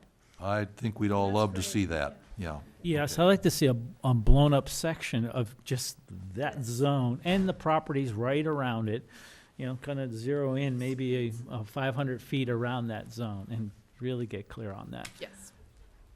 And I might even like to see a topographic map. That would be great too, because you can really see the residentials. I mean, you can get that online, and you can overlay that. In fact, you can do that through Ventura County Maps. That would be very, very helpful. Okay, we'll move on. Fences. No, I want to thank all the members of the commission. I think we didn't beat a dead horse here. we really investigated something that was worth investigating, and Well, I we've think come that- to a good temporary conclusion. Yeah, I think this, the M1 really needs a real thorough going over, because there are a lot of options. I do think that that some flexibility is necessary to do that, because I think times are changing. I mean, look what happened at Santa Barbara. I brought up the funk zone as a kind of a joke, but it's true. It's just got repurposed, and Yeah. so there's a lot to be considered in that, and not that we and of course the MPD zone is I see separate, because it butts up against the residential Yeah. and the high-end residential up there on Persimmon Hill. Right. So it is a separate entity in a lot of ways. Mr. Summers? If you'll allow me the last comment on this item, just to orient the commission and the council members in the room, the matter now will proceed to the council for consideration of this recommendation. If the full council votes to move it forward, as may be the case, then it would return to the commission with the draft ordinance and then back to council for first reading and second reading. And that, I think, can be done expeditiously, as is obvious. It's a relatively small scope text amendment, although I hear, without having it being said, from Director Connolly, that we will have to look at the CEQA exemptions issues as well. But that's the next steps. To council for the recommendation to be considered, and then if approved by council, back here with the full ordinance text, and then off to council for adoption. Thank you. Okay. Okay. Would you pass that down to Suzanne, by the way? All right, we'll move on to discussion item 3, text amendment TA 18-007 for development standards for fences, hedges, and walls. I want to thank Luke and the staff, by the way, for what I consider a very comprehensive and well-organized administrative report on this item. It's not an easy one, and we're probably going to thrash through a lot of it before we get done. So let's Are we ready for a staff report? let's hear from staff on item 3. Yes, please. Okay, thank you, Chair Quillisi and members of the commission. I will try to keep this brief. I know this is a continuation from 2 months ago on December 5th, when we had a several-hour discussion on the issue of fences, hedges, and walls. The discussion primarily broke down to try to simplify it into safety-related issues, and even a larger part of the discussion about how fences, hedges, and walls are handled in the front yard, and particularly the interface between the public right-of-way and the front yard of residential properties. As I said, I know we had a very lengthy discussion. This has been a big issue for some time in Ojai. And in laying out the staff report, what I attempted to do, because we did have a lot of talk while nothing was voted on or a formal recommendation made, was to try to handle the issues in terms of breaking them down into more manageable pieces. So I think on the last page 6 of the staff report, or page 6 and 7, try to break things down into bullet points based on the discussion, where I think if we get them in these manageable topics like safety issues in terms of how the commission feels about that. We talked at length in December about the intersection visibility. There was also some discussion about would Ojai want to include things like the Santa Barbara guidelines has diagrams and recommendations on how to handle driveways when you're backing up in that type of safety issue. I think another big topic that we want to focus on is treating hedges differently from fences and walls. A lot of the conversation in December, that seemed to be the tenor of the conversation, is that hedges are different, would maybe be regulated to a less degree, could perhaps have a greater height in the front yard than fences and walls. So I think that's another distinction, because right now the Ojai Code really treats all 3 items the same, with the exception of a hedge can be at the right-of-way. It doesn't have a 5-foot setback like fences and walls do. But other than that, there's a 3-foot height limit throughout the front yard. Overall, too, thinking back to December, there was discussion about whether 3 feet as a maximum height is just too short. Should that be increased? And I think we would want to look at, as you step further away from the sidewalk or the right-of-way, is it acceptable to have greater height? The Santa Barbara guidelines, which were included in December and have been included again, are kind of in there as a template.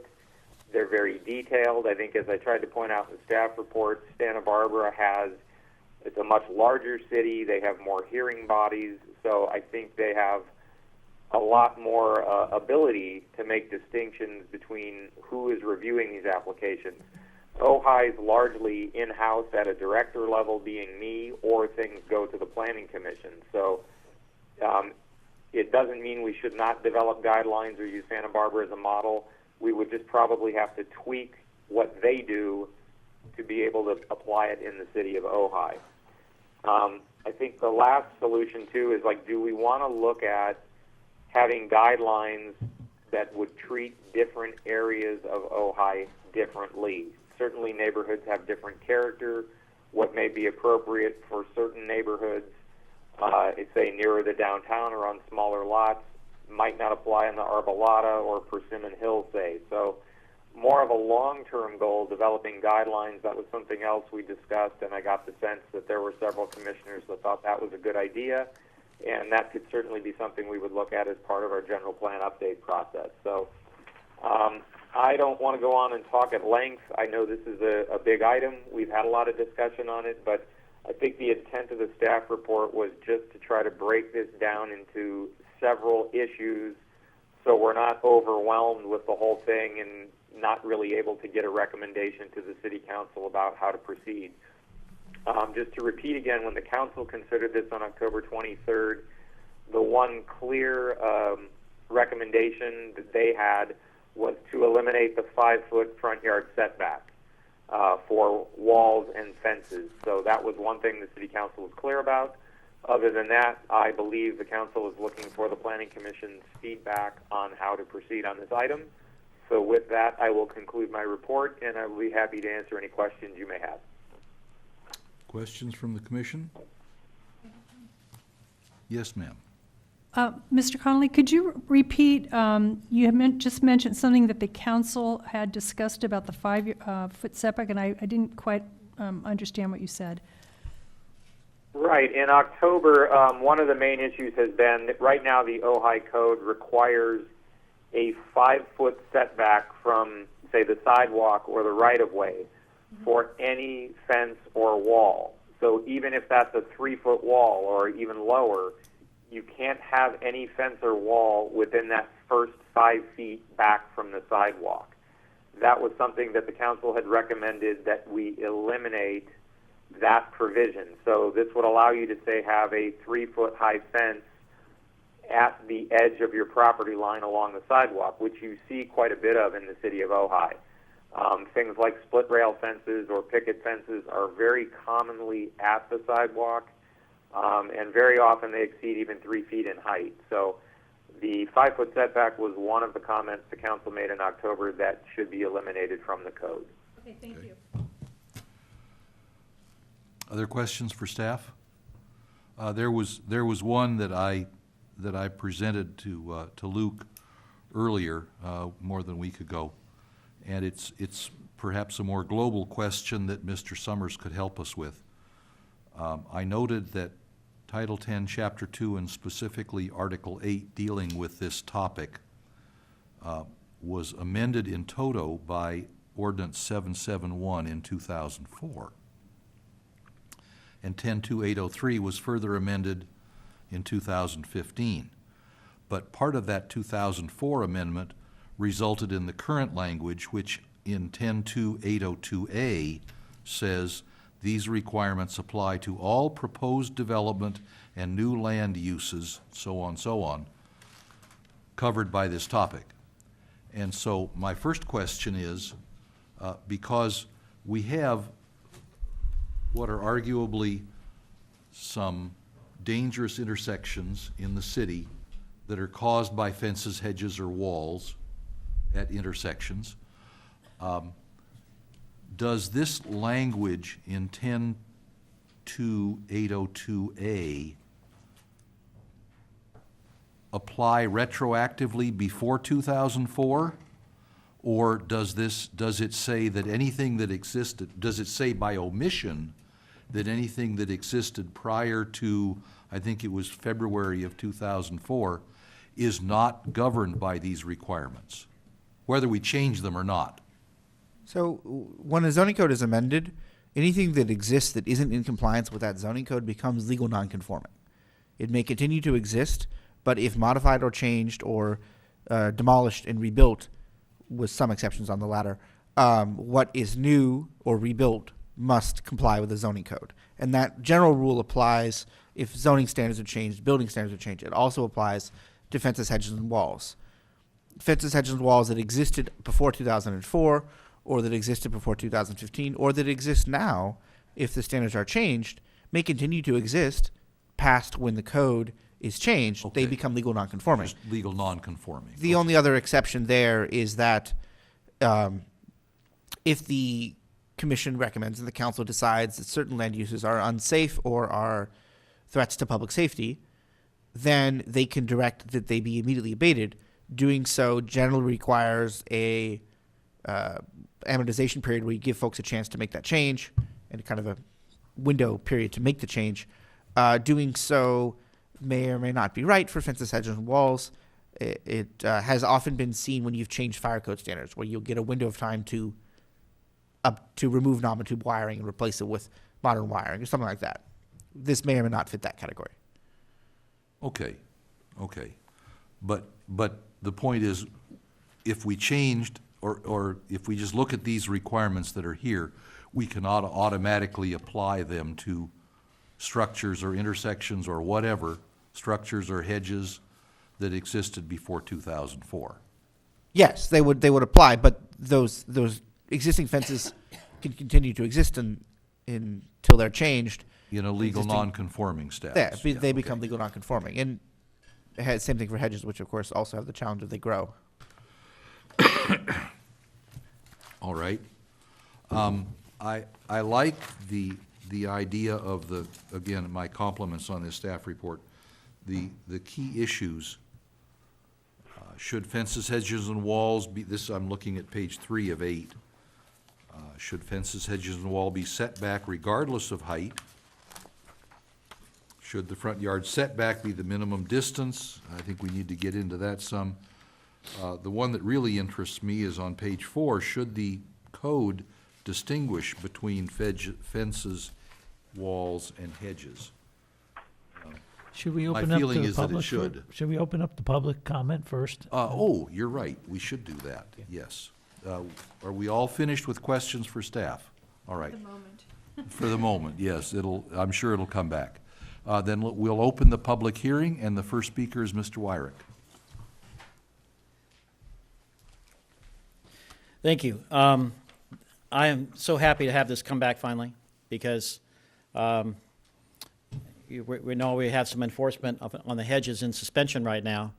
That's been the case since, I believe, October of 2015. I stand to be corrected on that. April of 2015? Anyway. I think it was October of 2015. I believe it is October, but postcard. I gave it to the chair. She's got it. Okay. 15. My point being is that suspension was just for hedges, Okay. not for walls and fences. We have had because of the way we do code enforcement, we have spreading and numerous violations of the walls and fence part of the code. It's been proliferating, and for a while, staff simply refused to enforce the code at all. Now there is some selective enforcement. But it's really been a misnomer that we suspended enforcement. We suspended enforcement only on hedges.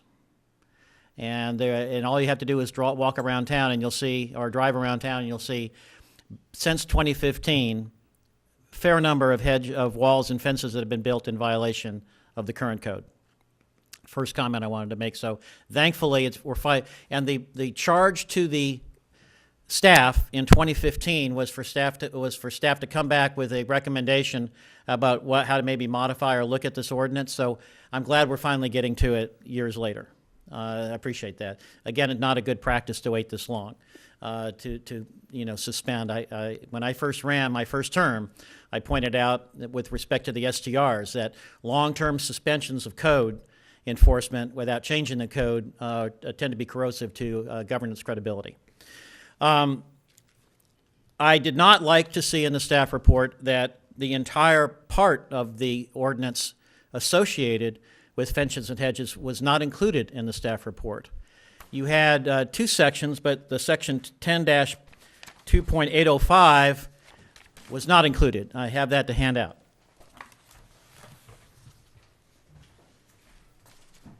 And again, I think that's just the kind of thing that we should expect in staff reports is complete documentation. What you have are two sections that this section refers to the other sections that you have in your staff report, but this is the section that is the anchor section on fences, walls, and hedges. Third point I want to make is that for me, as an individual council person, this is a character issue, an Ojai character issue. And the other thing that I wish had been included in the staff report was the report, what we paid a lot of money for, which was the Sergeant Town Planning discussion that included issues of fences, walls, and hedges, and their heights and their relationship to the character of the town. And that's not included in your staff report. And I think it's relevant to your deliberations. I wish it had been.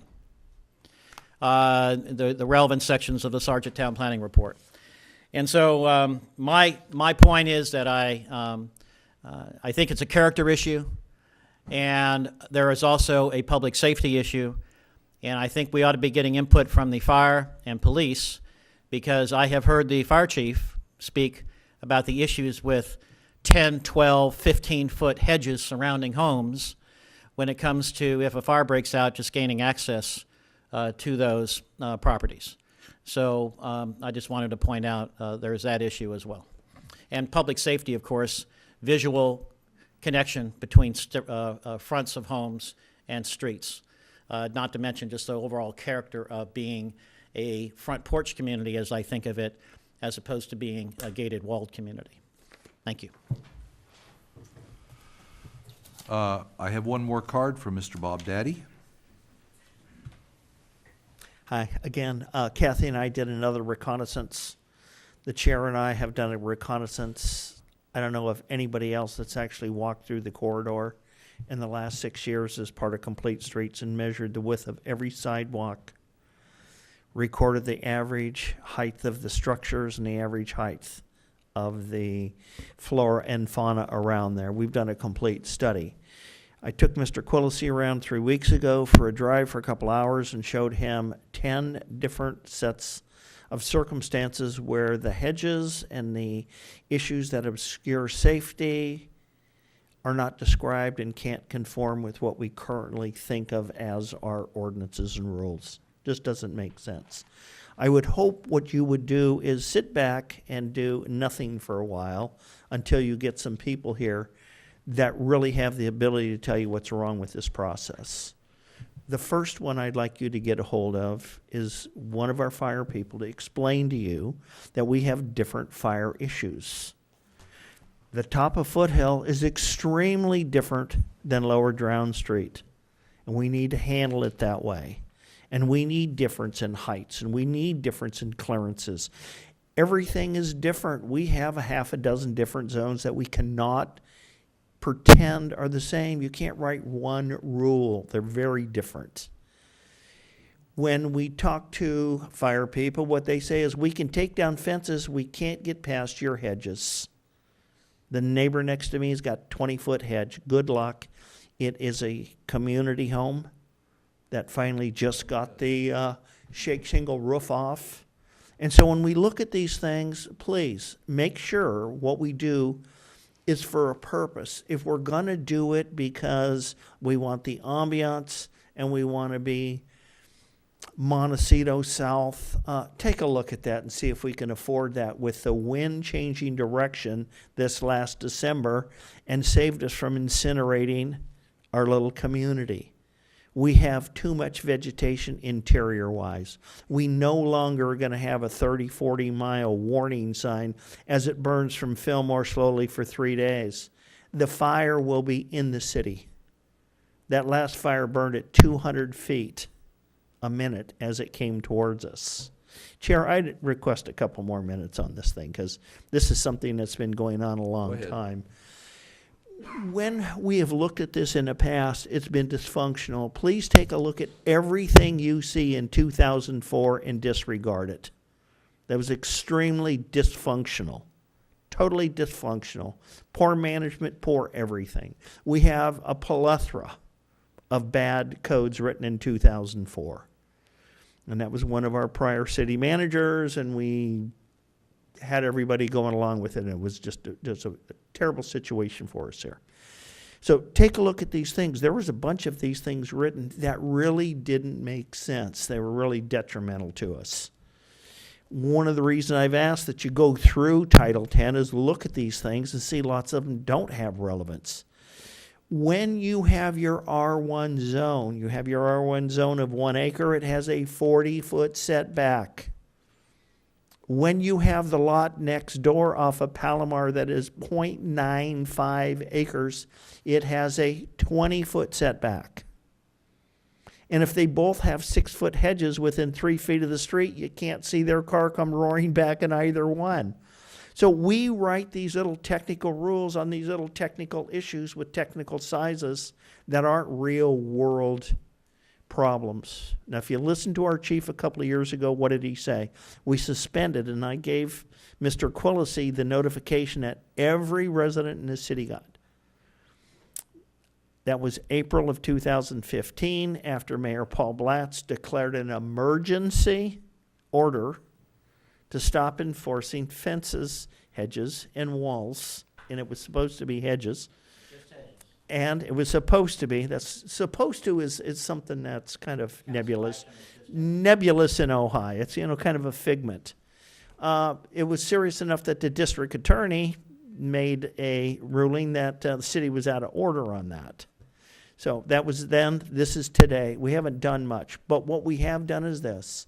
If we listened to Chief Freihoff a couple of years, he said we had a 350% plus increase in bicycle, pedestrian, automobile accidents, and we've done what? Nothing. Have we mitigated? No. Do we investigate? No. Do we go to each corner and see what's wrong with this thing? No. But we do know that the hedges have been growing in spite of the drought. And we have some serious issues. I don't want to cut everything down, but I think you need the fire chief here. And the fire chief needs to tell you that if you go ahead and have a 6-foot fence or a 6-foot hedge, and it's on the property line, quote, and when you take a look at the property line, walk in the arbolata, walk down Cuyama where you've got a 25-foot paved width. That's a 50-foot street. We know it's a 50-foot street. Every street in the arbolata is 50 feet. So when we start having these people put their fences, hedges, and walls a dozen feet into the road easement, it has an effect for fire. It has an effect for access. So not only do we have extremely narrow streets where people get out in the street mine, they throw the rocks out into the street, put the dirt behind it, and the street successively year after year gets narrower. So take a look, and before you get too deep into this, please get the single highest risk that we have, which is a flashover like Paradise. Get the fire department here. Police department, they're the ones that have to take the accident reports at the intersections, and they can tell you the issues that we have. When we are the 71st worst city for traffic accidents and injuries out of 72 similar-sized cities, we have a problem. We have a problem. And I hope when you get done with this fences, hedges, and walls, we can find a way to mitigate this, because this is just abnormal. Really shouldn't be in a community this size. The other thing that I would pray that you would do, ignore these recommendations to copy somebody else's dysfunctional rules. A city of 100,000, Santa Barbara, is nothing like 7,500 people in Ojai. The other thing is, you'd be surprised to find out it is much cheaper to get insurance with the same company in Santa Barbara than it is in Ojai. You'd think it would be different. No, our severity and frequency is much worse than most of the surrounding cities in Ventura County. And there's a reason. We don't have clear vision, and we don't have proper stop lanes, and we don't have our crosswalks pushed in or out. And the other thing, that if you could eliminate one thing within the city, eliminate all hedges in the drive strip in front of all the strip centers, because when you get to Carrillo headed north and you look left to Nordhoff, you can't see those kids coming up the road at 50 miles an hour till they're on you. We have too many intersections like that. So thank you very much. Anyone else in the audience wish to speak on this topic? Yes, ma'am.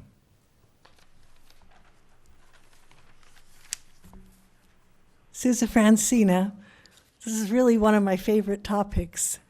As you know, in spite of all the problems, when I walk the streets of Ojai, it still looks so beautiful and unique and so small townish, on the whole. So I'm definitely in favor of eliminating the 5-foot setback. And I listened to did I say this already? In my mind I did, but I don't think I really said it. I thought your last discussion of this was just excellent. I listened to every word. I was on the edge of my seat. I thought it was a great discussion, how you separated aesthetics from safety issues. I believe that's what you did. And I just ask that when you consider the height of the front yard, I mentioned this in our joint meeting, consider that some people don't have a backyard or much of a backyard, and there's often it's nice if their dog can't jump over the fence. Even if it's a small yard, it's important. So I would be in favor, I can't think of any exceptions, of increasing the height from 3 feet to at least 4 feet, depending on maybe on the type of fencing. But it would mean a lot to people with animals if you could consider doing that. Thank you very much.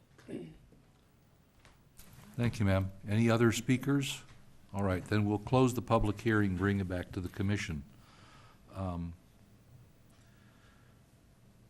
If we're going to change any of this, if it sounds to me like any intersection or driveway intersection with a street, no matter how unsafe, if it's there now, it's legal non-conforming, and we're going to have to do something more than just change the rules to do something about the public safety aspect of that. Is that accurate? If the council simply adopted these as zoning ordinance changes, that's accurate.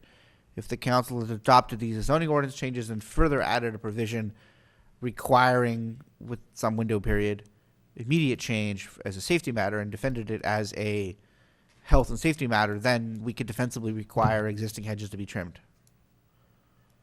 Okay. In other words, the default rule for zoning codes is they make changes apply only going forward, not back. But if this commission recommended and the council took the position that, for example, in the 25-foot triangle traffic safety areas at intersections, that the need to cut hedges down to 3 feet or 4 feet or whatever number is selected was a matter of safety, and thus of preserving the health, safety, and welfare, that could be made effective going immediately. The same way that if something is criminalized, that takes effect immediately.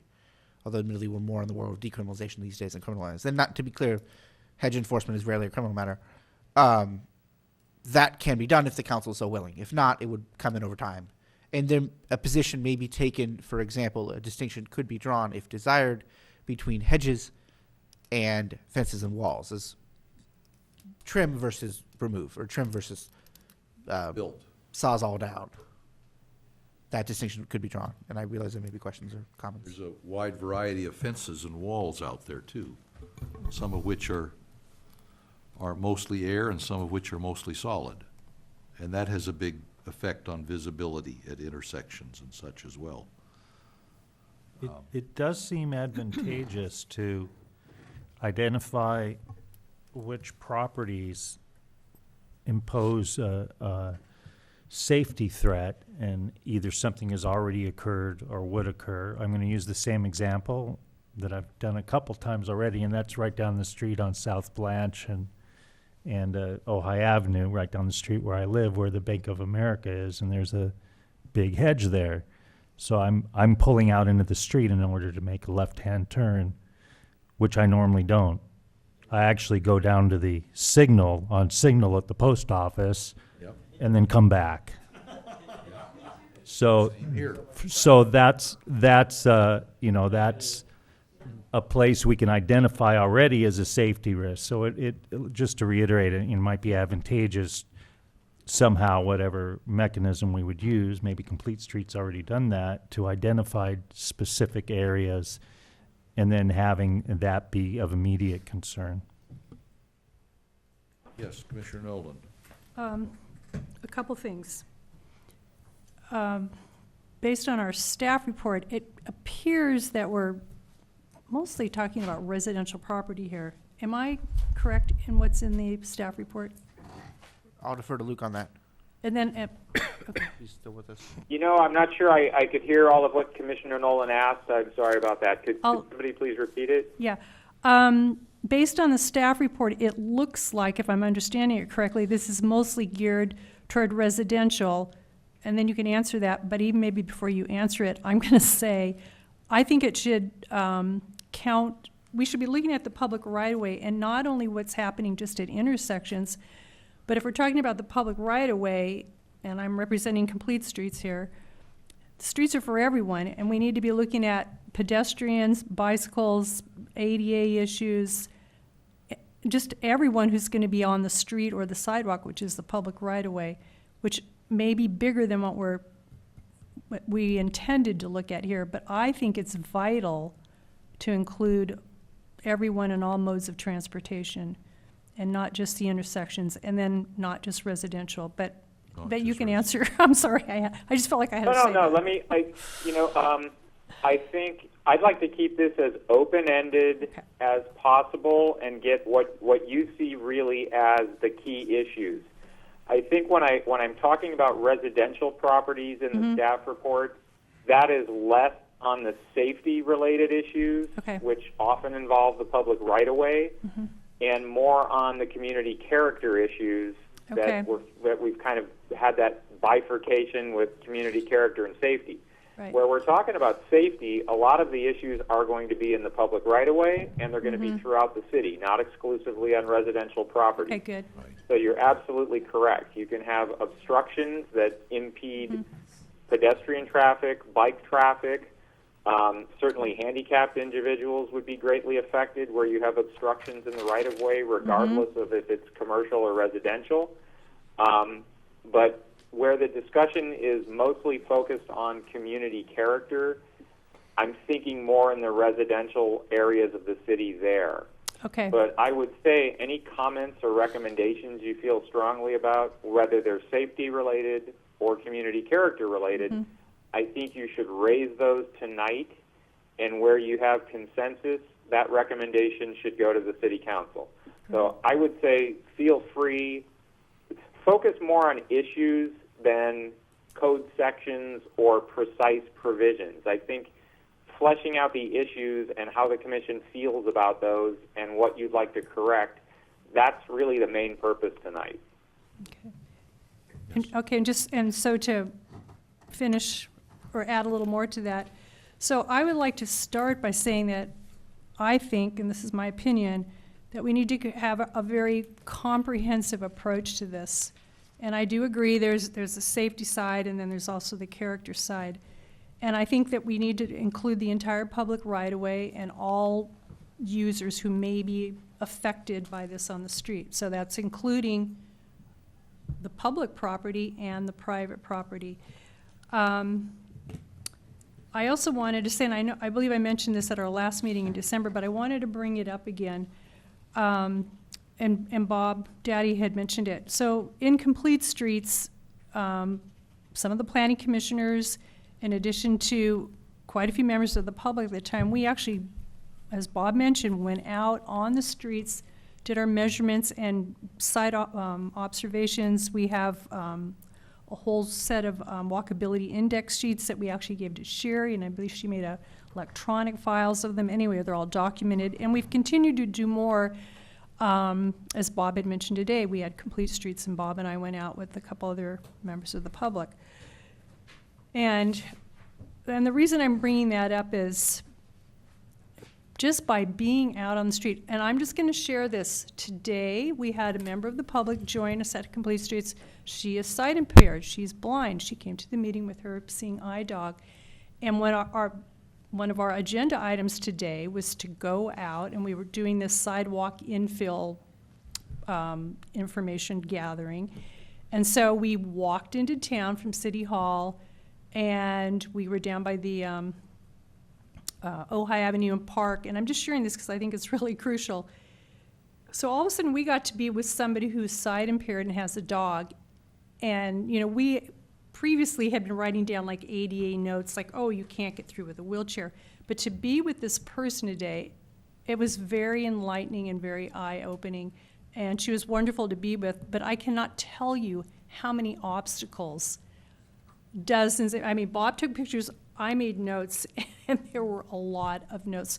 So, for instance, we were at, we crossed Ojai Avenue at Park, which is a dangerous crosswalk, and immediately when you get up where the, I think it's that Chinese restaurant is, there were immediate obstacles. There was a telephone pole in the middle. The ADA ramp is skewed.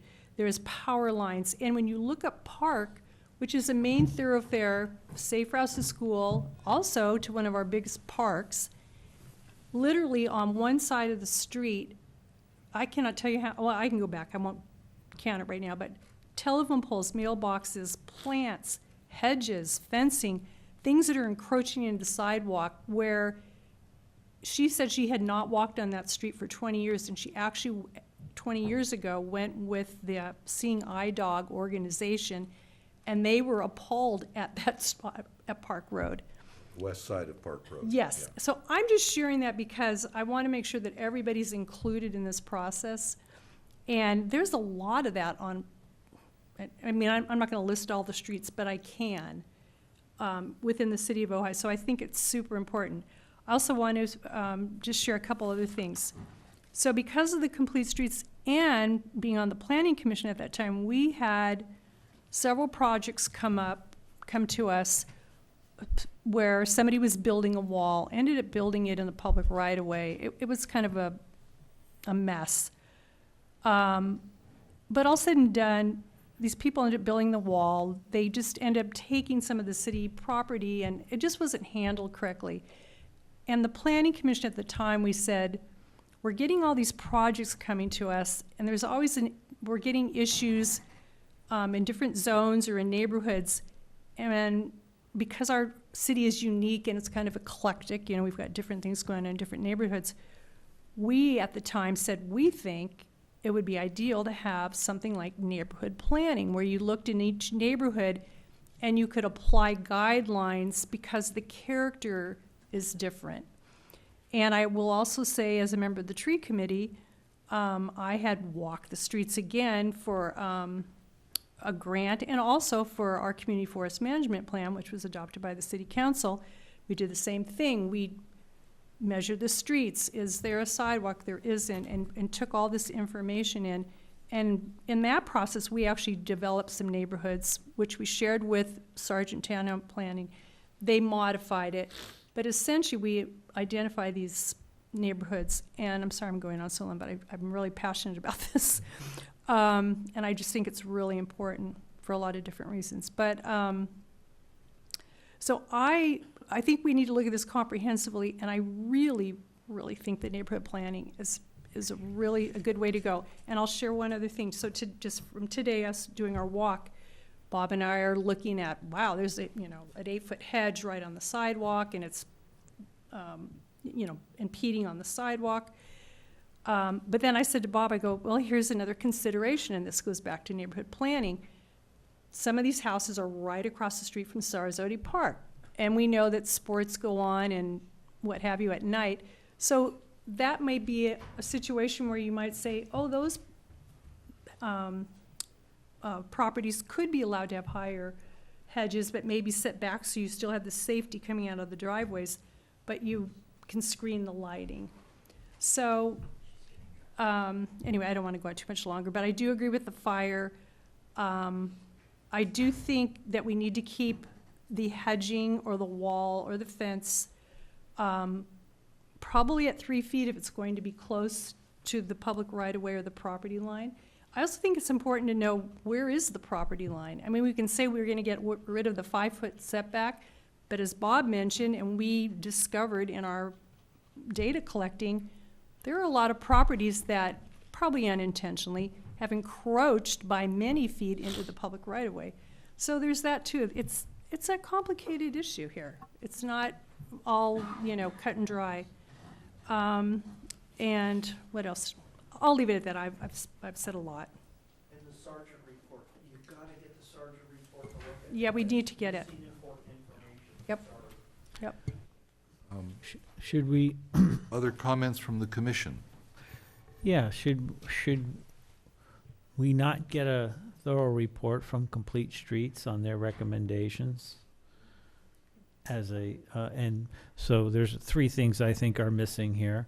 One is, because they've done so much work on this, we're shooting in the dark here. You're so far ahead of where any of us are.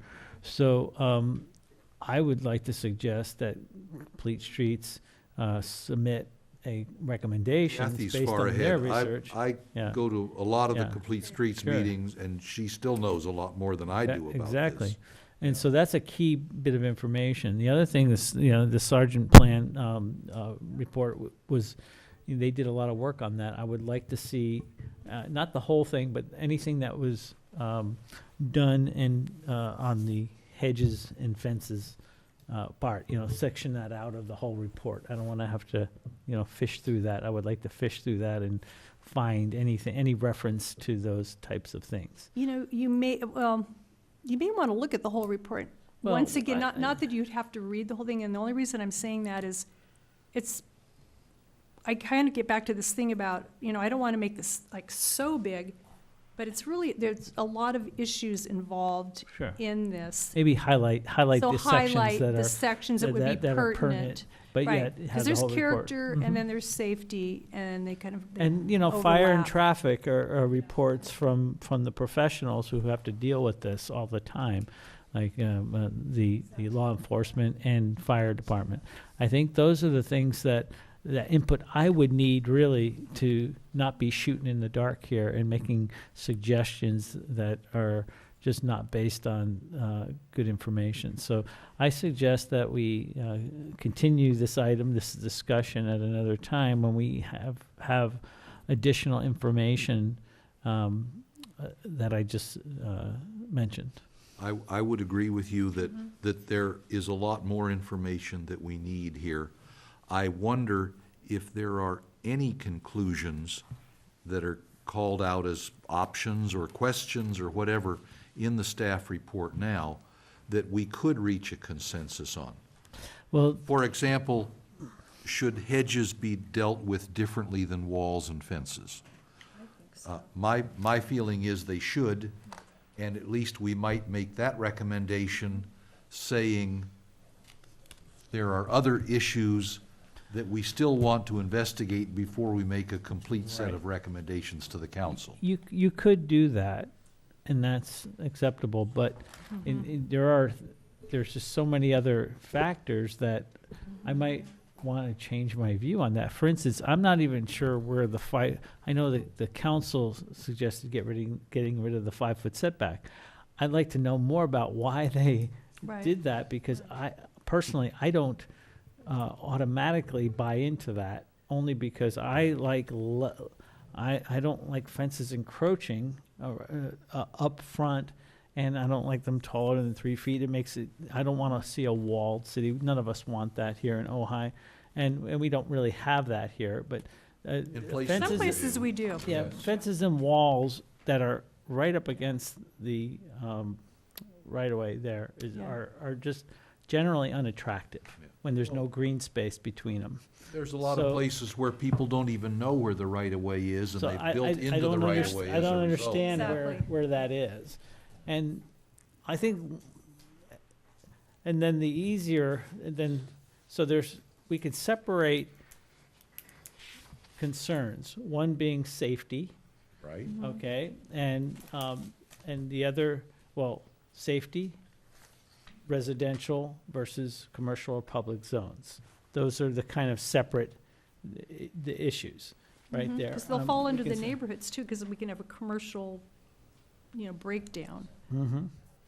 and guidelines for each one, potentially. It may be simple, but. Go ahead. Bobby's got her hand up. Bobby? I think it's really complicated.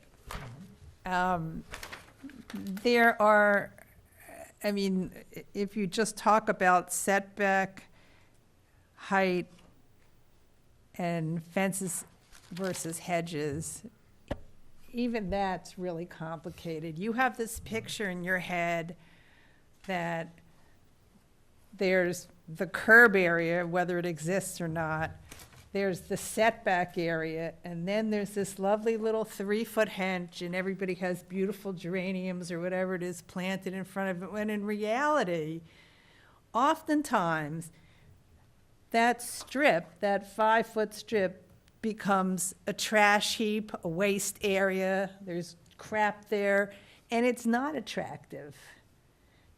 You talk about 3 feet, there's a reason some people want something higher, because across the street, since you have to have covered parking for your car, might be a really hideous structure with cars in it, and they're trash, and they're trash cans, and we can't have anything higher than 3 feet, so we can't even put something around the trash cans. And then you've got all the houses in town that have garbage dumps in their front yard with so much crap there, and it's not as idyllic as you paint it. And it's nice to sit out on your front porch, and we've had this conversation, and I do, because I'm from the East Coast, looking at that ugly structure across the street. And most people don't sit out on their front yard because they don't have enough privacy to sit out on their front yard. And you do have to have consideration about everybody's dogs and cats that are all over the place. And it's nice if they can keep them in their own yard. So it's complicated. If you do have that setback area and you leave it there, then perhaps you should be able to have something higher in your front yard, because you've allowed, then you have 10 feet to allow for the view area, so that when you pull out of your driveway, you can see what's going on, as long as nobody's parked on the street, which they are. I went downtown the other day, and the arcade was blocking my view. I couldn't see if anybody was coming. Well, we're not taking that down, I could tell you that much. But it's not that easy, and it's not that straightforward. I think that I really think that, and does the 3 foot have to go 50 feet back? No. It needs a window, whatever it is. If it's 3 feet, if it's 4 feet, it just needs a window. 10 feet's going to make a big difference in terms of how it feels up on the street. And I don't think we should get caught up on its 27 and a half feet. I mean, it doesn't really matter. But we have to, and we have to have a starting point somewhere, and maybe each neighborhood is different because the scale is different, the scale of the street is different. I think the residential is going to have different parameters than the retail streets, and we have some more flexibility in our residential areas. We can set it back, whereas it may be economically unfeasible to do that on a retail street. So I think we do need as much information to judge and to make decisions with as we can get. If we've paid somebody money to do this report, it would be really nice to get it. And I have been, for the past several months, really making a note when I walk through town about the heights, and it's not just the height, it's how far back from the street that it's set. And some places it doesn't matter, and some places it does. And you can see why certain people have gigantic hedges around their yard, because they're on very busy streets. And otherwise, it would be really unpleasant to be in that property. So, this is a tough issue, it really is, and there's a lot of information. I think we need to gather as much stuff as we can to make some good decisions. Could we perhaps reach a consensus on dealing with hedges differently from fences and walls? I would say yes. Could we reach a consensus on dealing with public safety issues separate from community character issues? Yes. Okay? You, of all people, will know how hard that is to define community character. Oh, I'm not saying that that's easy, and I live in a neighborhood where there's only two ways out from my house, and they're both dangerous intersections. One because of a wall and one because of a hedge. One of the questions that I posed back in December, which I don't think anyone has a good answer to, is when does a series of bushes become a hedge? Because even if we deal with hedges separately from fences and walls, and they, in my view, ought to be distinct because one's man-made and the other is a natural growing thing, when does a series of bushes, which are not mentioned anywhere in the code, become a hedge and become regulated in some fashion? I also think that before we conclude our recommendations to the council, that we should hear from the fire department, from the police department, and from the neighborhood planning people, whether directly or through being given copies of the report that we should all read before we convene on the topic again. Plus the complete streets report. Yeah, I could do a kind of a general report. Well, I would like to see if they, a recommendation based on your, Well, I could do that. yeah, because Yeah. to me, it's always good to, one, you can propose a problem, but without proposing a solution, it just kind Well, I of could do that too, goes on and on. We'll just thrash around, Yeah. yes. because we've So- generally done that. Yeah, in because completion, so. your research should Yep. lead to some kind of recommendation. Well, I think the staff report in general, without having inputs from fire, neighborhood planning, and police, poses a lot of the questions that we It need does, to deal and with. those are good questions. The difficulty is having the answers with course. with the limited information. Right. That's not in the staff report. Not that there's any fault in that, but I would like I think to, it's I like excellent to as far see as it additional. goes, but we have Yeah. had pointed The out to questions us should tonight that we still, need more are data. still valid, and those questions yeah. need to be answered with better information that we need to be provided with. Yes. Just a comment about the fire, which I completely agree with, but what we may end up doing, just as just a thought, if we decide to go through with this neighborhood planning process and use that information, there may be what you'd call like a fire map overlay that has the high fire and very high fire neighborhoods, and then they could get, I think that's still in process, I'm not sure, but I think we heard about that some time ago, and the consensus was Yeah. that the whole city is a very Well- high fire risk however, area. council wants to direct us on that. But basically, that information that gets put into the neighborhoods, and then if the guidelines need to be further fleshed out to deal with fire. So, it's doable. I think the staff report is excellent in that the way the way the questions come. Those are the main questions for sure. Yeah. And so those are identified. Again, I just need a little bit more information. Right now, we do have the ordinance from Santa Barbara in here with the nice little pictures and stuff, and that's helpful to some degree. 'Cause there Generates are- more questions, in Yeah. fact, But yes. That's one tool to have, and I think if we had those other tools, we can be better able to come up with a very clear suggestion. recommendation to the council. Okay, I would ask of staff, if we decide to, I guess you'd say informally continue this item because it's not a public hearing,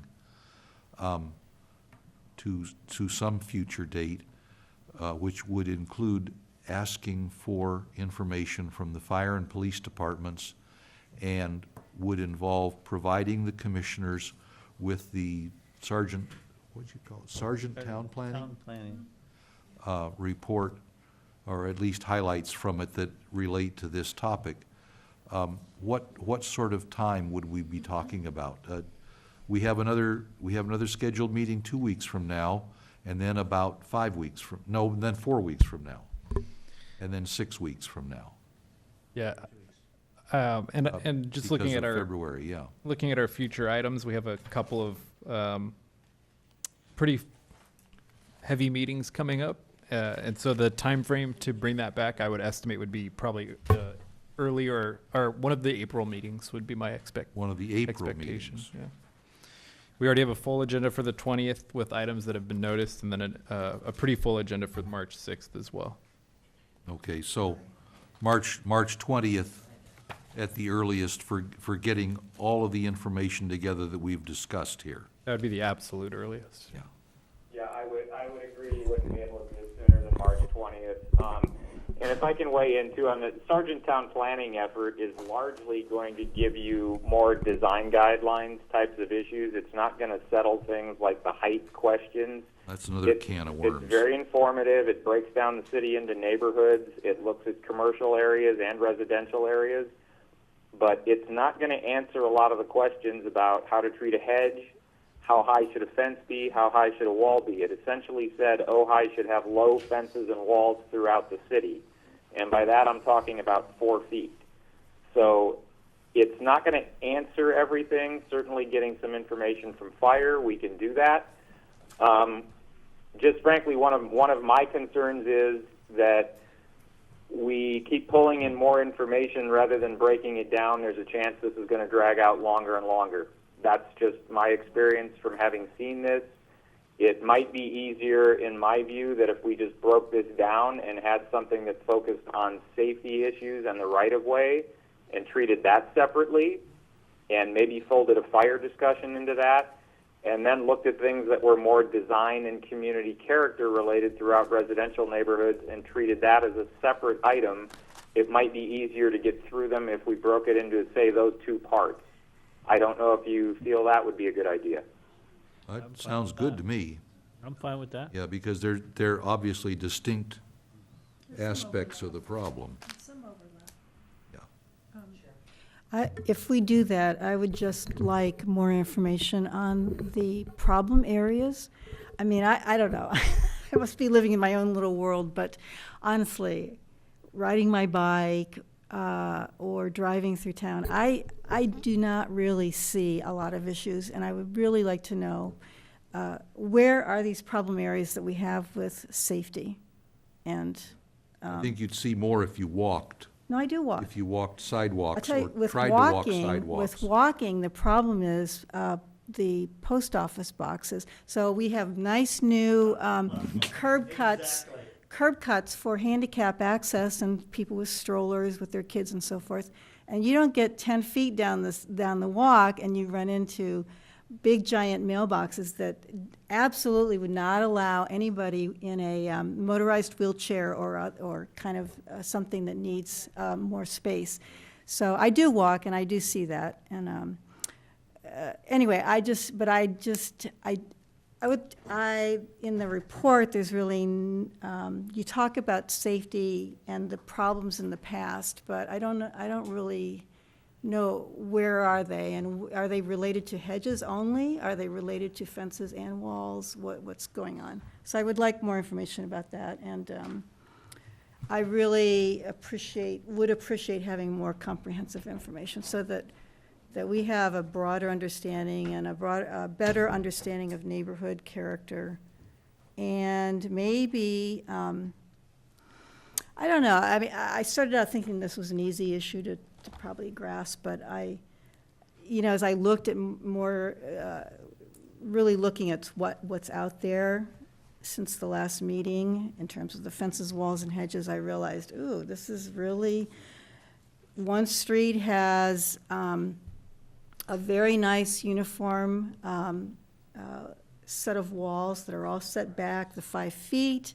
It's very consistent, it's harmonious, and it's very nice. And so then if we got rid of the 5 foot, all of a sudden you have somebody that can come out right 5 feet ahead of everybody else, and it's going to be very disjointed. It's not going to be nice. And so I just think there's a lot of implications and consequences of our decision-making that we really need to have time to think about and have information to base our decisions on. And so maybe this is even something that's worth having more of a workshop on, where we maybe do a little more advertising and invite people from the neighborhoods to come in and, talk about their specific issues. But anyway, I'm ready for more information, so. Public hearing is closed. Thank you. I would suggest perhaps that we agree to reconvene on this topic at March 20th, but to deal with the public safety aspects at that time, and do as much as we can along that line, and when we feel like we've done as much as we can, then take up the community character aspects. Right, and I think the most important information I need, I think, is going to come from Complete Streets. I really do. I think you guys Well, have... and the fire and police Well, department. the fire and police, right. That said, yes. But I think, the Complete Streets, really, you guys spend so much time focusing on this issue in such detail that I would love to, pick your brain on it. And you can, use Luke's, questions as a template, Yes. to answer, based on your recommendations. And then we can kind of, continue the item with a certain direction that isn't, that can get some results. But it's hard to answer those questions without all that information that you have. And, because at this point, I'm just shooting in the dark, going, well, 5 feet, no feet, what does it mean? What does it mean? We can argue that forever, but I just don't have enough information, so. Okay, a question for staff then. If we decide to go this way and take up the topic, the one aspect of public safety, having to deal with walls, fences, and hedges on March 20th, can you give us at least a 2-week lead on getting the documentation? And can you arrange to have representatives of the police and fire department here to speak on those topics 6 weeks hence? But get us some documentation no later than 4 weeks hence. I think we can make our best shot. That would be to make the March 20th meeting we're talking about and Yes. to really focus on the safety aspects. Yes, and then we'll come back and take up the, I think, more complicated topic of the community character, because public safety is really kind of a uniform thing and the other is not. Right. Yeah. Yes, I have a Bob? question. Well, and like I said, I think it may be helpful to split it like that because it focuses the discussion. And yes, we could see if we can get input and have some attendance from the fire representatives and police as well on those issues. My sense is we have 2 chiefs here that would be happy to come talk to us. I think that's the case. We can't compel them, but I would expect they'll attend. Yeah, okay. I do have a question. Yes, ma'am. And either Kathy or Luke might be able to, or maybe all of you can answer that. The 5-foot setback. So technically, if there is a curb line, there needs to be a 5-foot sidewalk line, from the curb. correct? It depends on. If there's a curb or not, and then there's another 5-foot setback from that. Well, it depends. Is that the it same dep- everywhere? The 5-foot setback, It's from your property line. So the property line could be from the back of the sidewalk. If you don't have a sidewalk, you pretty much need to know where your property line is. Yeah.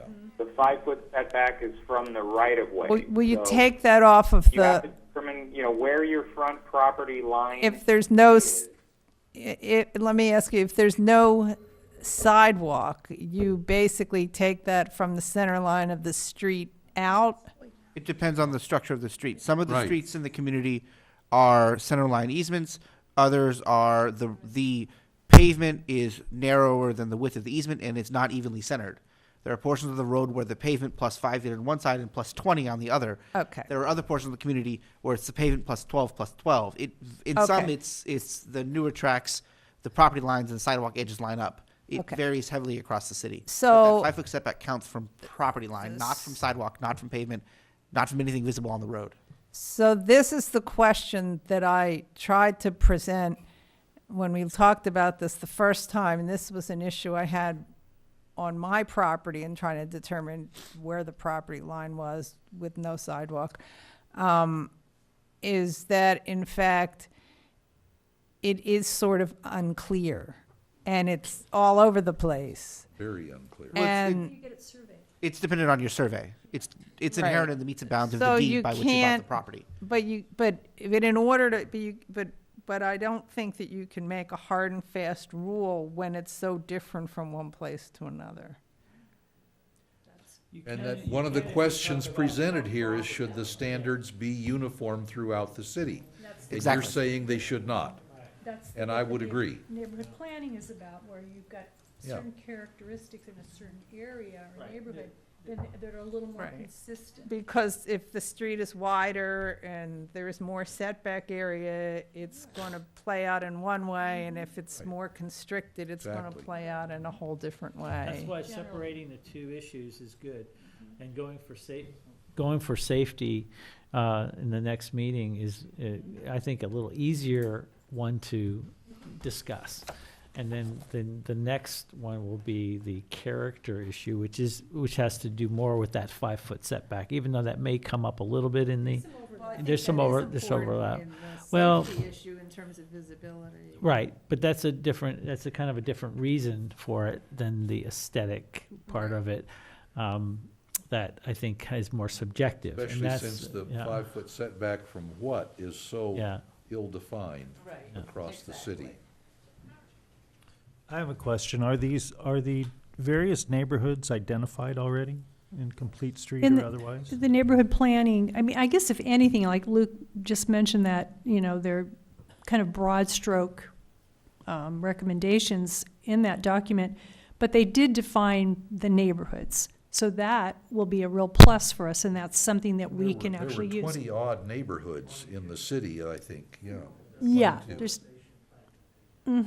so anyway, so that's gonna be really useful for us, I think so. And that's a good place to start.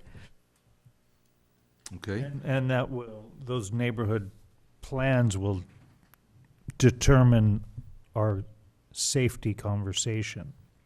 Because not all those neighborhoods are going to apply to the safety. Well, If they're, you're up on Persimmon Hill or the something. safety is probably gonna be, I'm guessing, and I'm just kind of generalizing here, a little more generic and across the board. more uniform. So it's like across the when city. you're at an intersection, when you're, at a driveway, some of that, there's probably gonna be some consistency there. Or, for instance, today, there was a mailbox literally dead center in a 3-foot sidewalk. But that was It's a in an- safety issue, you can, I That mean, there's was an things like area that. of density.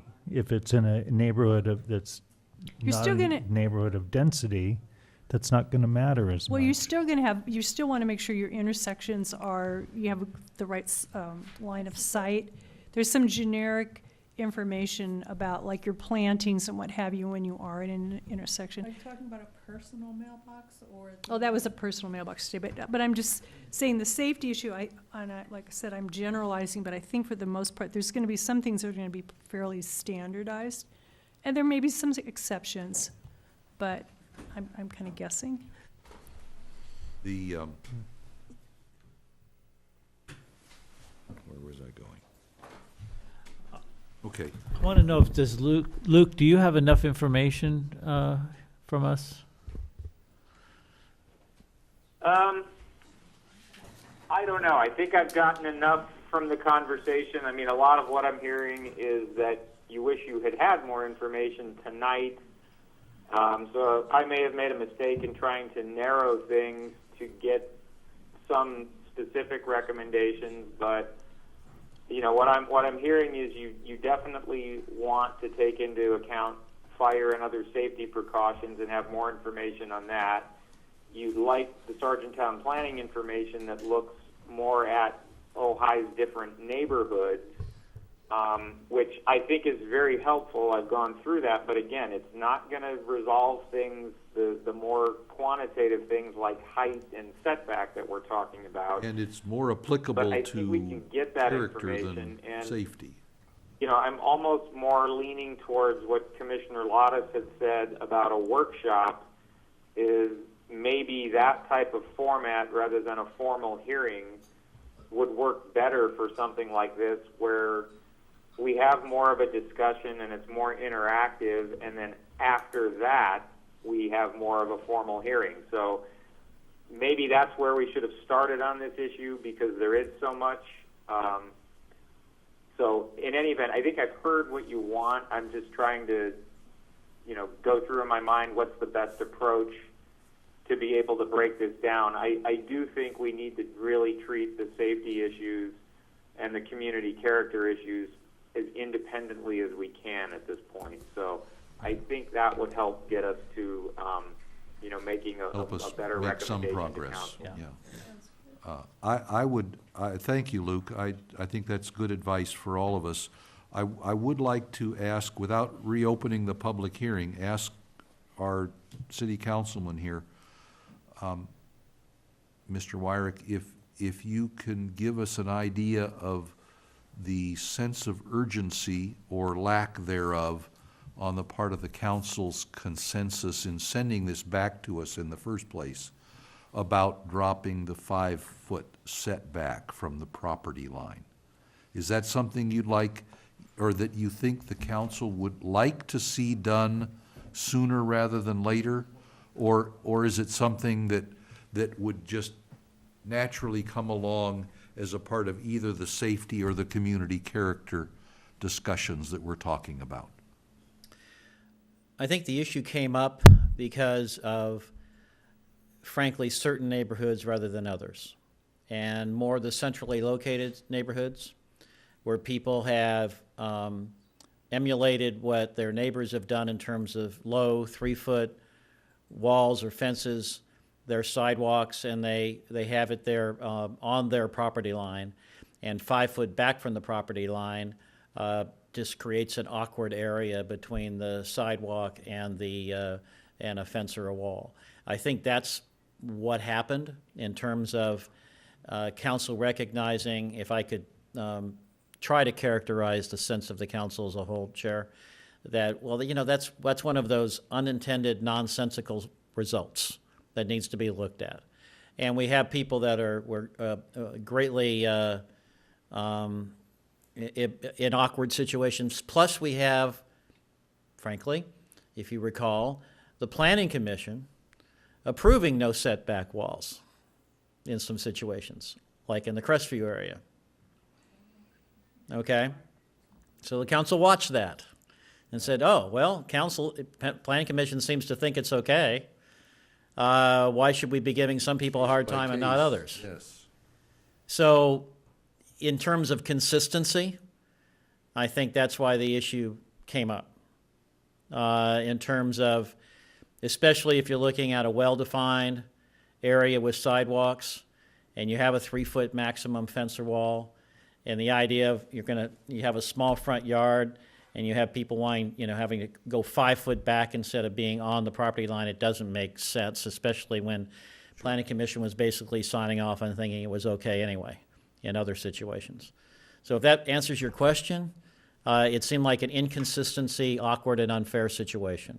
That would be better dealt with sooner rather than later. I would say so, but I wouldn't say emergency definitely have to.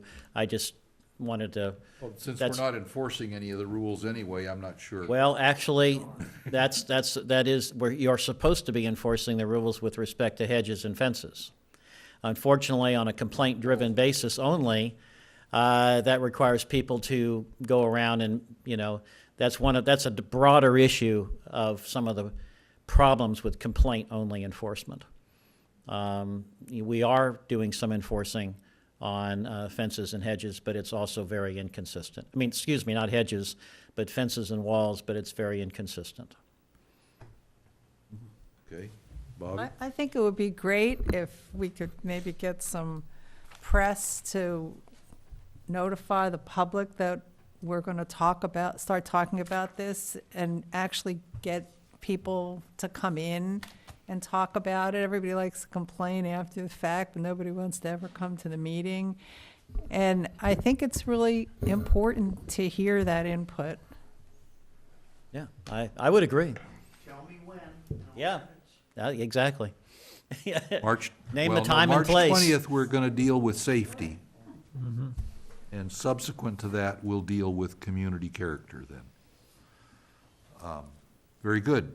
Okay. Well, if there are no other comments on the topic for the moment, let's move on to item 4, the Planning Commission appointment of one of our members to the Committee to Approve Public Art. We discussed this at the last meeting and decided it would be better if we had 6 members, all 6 members, current members of the commission here before appointing anyone. We could have just said, let's pick someone who's not here and appoint them. Well, it's got to be Ray. It's got to be Ray. He's the artist amongst us. I would say first, is there anyone on the commission that would be interested in being that representative to the Committee to Approve Public Art? Oh, Ray's not I have saying interest, yes. but I don't have time. You are very busy I'm already. very busy, yeah. Are you doing the complete I street? declined because Yeah. I declined last meeting because there's some projects that I'm involved with, and I would be recusing myself from, like, I'm Yeah, that's a involved good with point. public art. How about if we had a representative and an alternative, and an alternate representative who might attend when the representative had to recuse himself or herself from a particular project? Would there be anyone here that would be interested in being an alternate?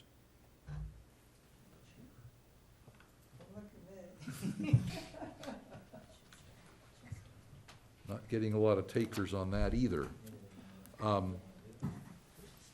This, don't have time. yeah, I'm the just- Committee to Approve Public Art is something, I as wouldn't I mind understand doing it, that but meets I very really have no infrequently. time. Yeah, it's not a regular meeting. Yeah, it's not a Frequently.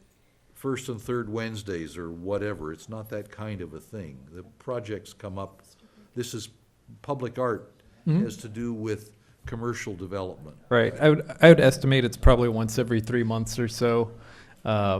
And the nice thing is there's flexibility. They don't have a set day or time that they meet, so we typically pull the group and find a time that works for everyone. So there is some flexibility to it. The one thing I mentioned last meeting is that they do like to meet only when all members are present. So How I many know- members are there? So that's one thing is we need to update this. There's actually 5 members currently, 3 arts commissioners, and then 1 planning commissioner, and then a member of the public. So it's 5 members currently. So they Okay. typically will meet with all 5 only. Ray, would you agree to be the, I'll agree. the I'll do it. representative, understanding that you will occasionally recuse yourself? Sure. Somebody else will step in. Can someone else step in when you're recusing yourself?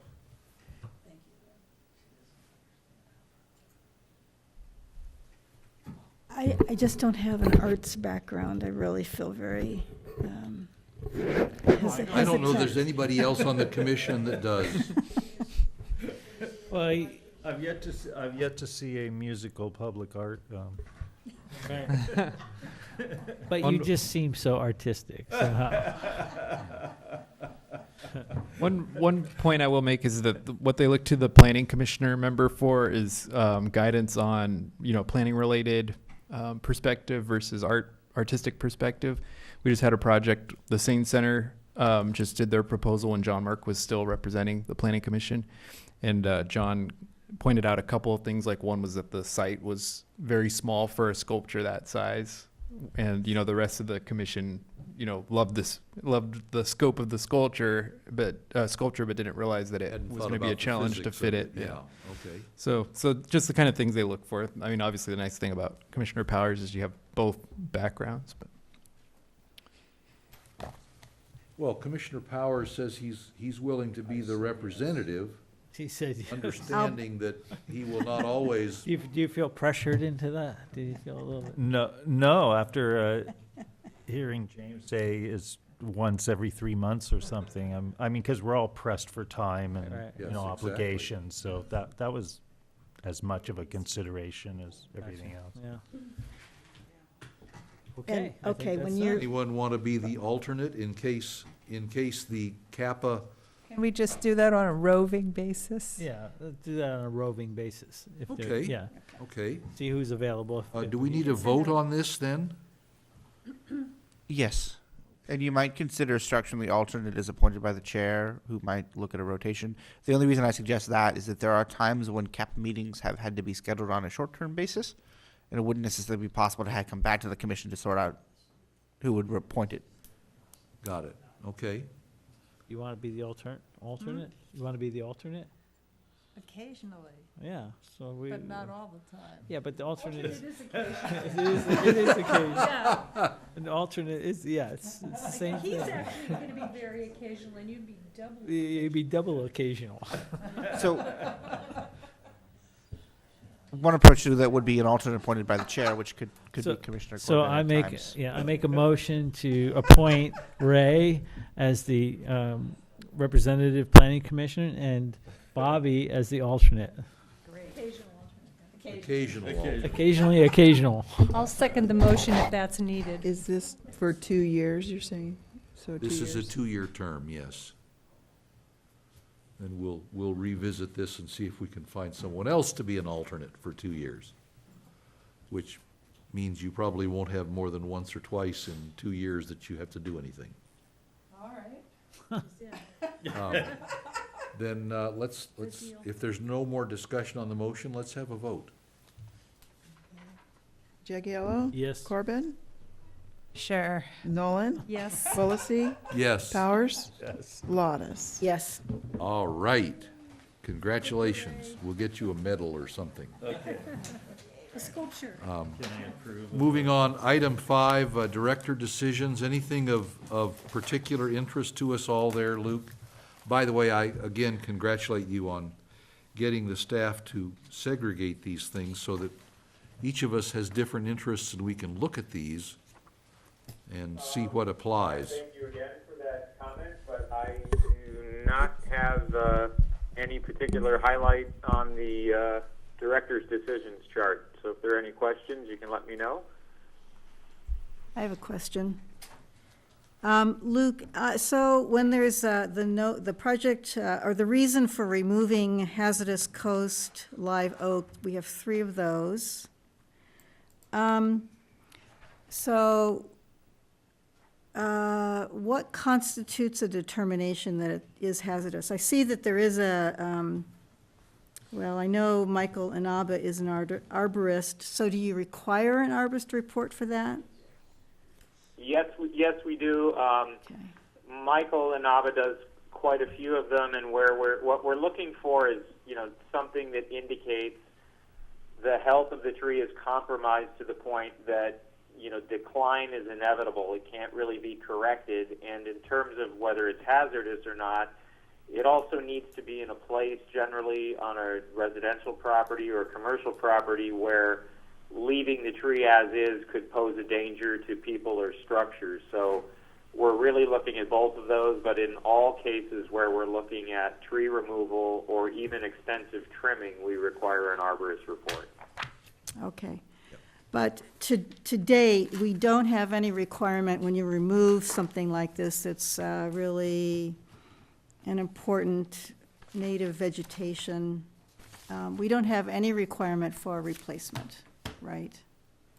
It's just gone, the tree is gone. If it's determined to be hazardous, you're Yeah, correct. but I'm saying there's nothing requiring currently about replacing it with something native, healthy, and appropriate. You are correct. No mitigation, thank you, yeah. Okay, well, Right. you know, that's not the best situation, but at least I understand what's currently required, Right. so that's good. Okay. Let's move on to item 6 then, the Planning Commission tentative agenda. I see we have, Topa Topa Brewing. Yes, that will be Is during- that the southwest corner of Montgomery again? Yes. Is that about the sign? Is that gonna be about the No, that will be a condition amendment regarding the public right-of-way improvements and landscape change, minor landscape change.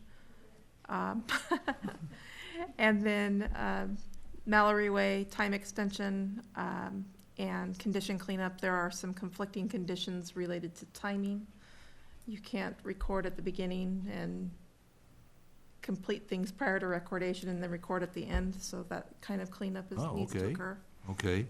That's one I'll have to recuse myself on. My corner of my property is within 500 feet of the And then we'll have a Mallory sign, Way property. yeah, a sign program for 111 North Blanche. Oh, yes, okay, the new building. Correct. Or, well, the completely reconditioned building. Correct. Okay. March 6th, We have the 915. 3 new items. Yes, well, 915 East Ojai Avenue is a return, it's a revision to a DRP that was approved here by Planning Commission. 9:15. That is Oh, I think it's Light and Air Yoga Studio. Oh, right. Oh, right, the one. This is, Serge Blakeway. Car. Yes, it was the old automobile service station. the auto place was? oh, Next to the tire. Mm-hmm. Oh, the one that just went in. Yes. the gas station with the desert in front. Yes. It's now gonna be a yoga studio. All right, interesting. Where is the Gables subdivision? It's Right next, to the gables in the back. That there. empty lot. That empty lot. Olive Street. Yeah. They came here years ago. Oh, interesting. Yeah, the Gable subdivision, it's where Olive Street, it's on that half portion of Olive Street, and that subdivision would require Olive Street to be extended to the north in order for the subdivision to go in. Oh, okay, It's like And Olive then- and Grand. yeah, okay. To France? Yes. Design guidelines, okay.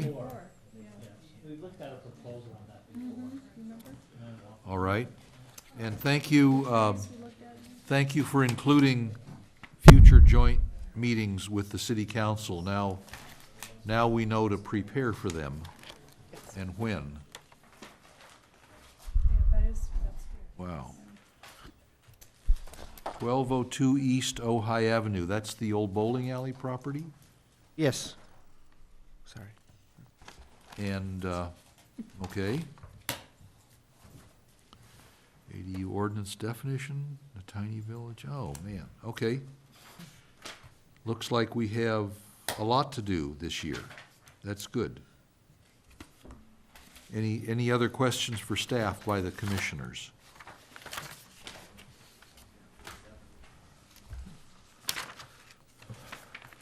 I think as we as commissioners read through these topics, we need to start reading the relevant portions of Title 10 so that we're prepared for them. All right, let's move on to item 7, the Planning Commission liaison schedule. February 12th, that's next week, okay? It's you. There we go. All right. And we don't have anything, oh, here's January 22nd City Council meeting, I was there. and here we are at February 6th. Can I just ask if, Yes, ma'am. I'm planning a trip and I won't be here on March 26th, so if somebody could switch with me for the council liaison. Okay, perfect.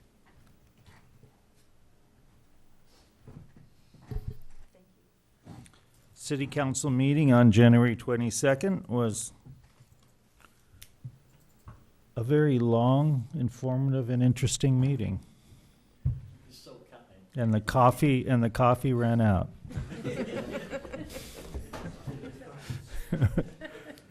I'll just give some highlights. Again, it's on the Ojai City YouTube channel, so anybody can go and watch it. And you can even fast forward. But I do want to mention first in public comment, because I just think this was a really fantastic accomplishment that the e-cycle event at Nordhoff that the Green Coalition did.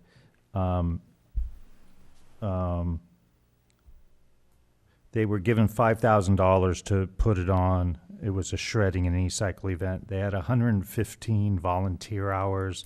600 cars came through. 1,000 pounds of batteries were given for e-cycle. Almost a semi-truck full of e-cycle waste.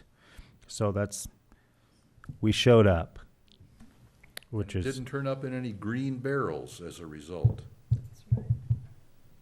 Yep. And then the library is doing something from February 10th to the 16th, which is really great, called Food for Fines. Really creative program that was started at the Ojai Library. So if you bring in a can of food, you get $1 off of your fines. I thought that was pretty cool. So that's creative, right? That was too. So maybe we'll get some library books back.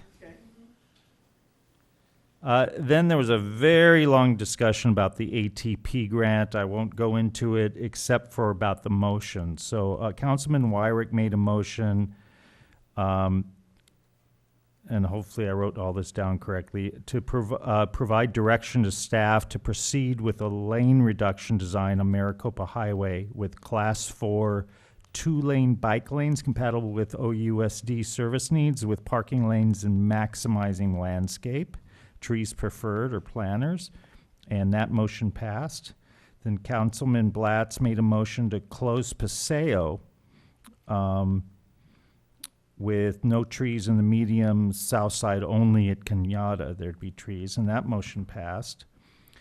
Councilman Wyrick made a motion in the downtown Arcade Ojai Avenue area refrain from reducing parking capacity between Signal and Montgomery with landscaping unrelated to safety purposes.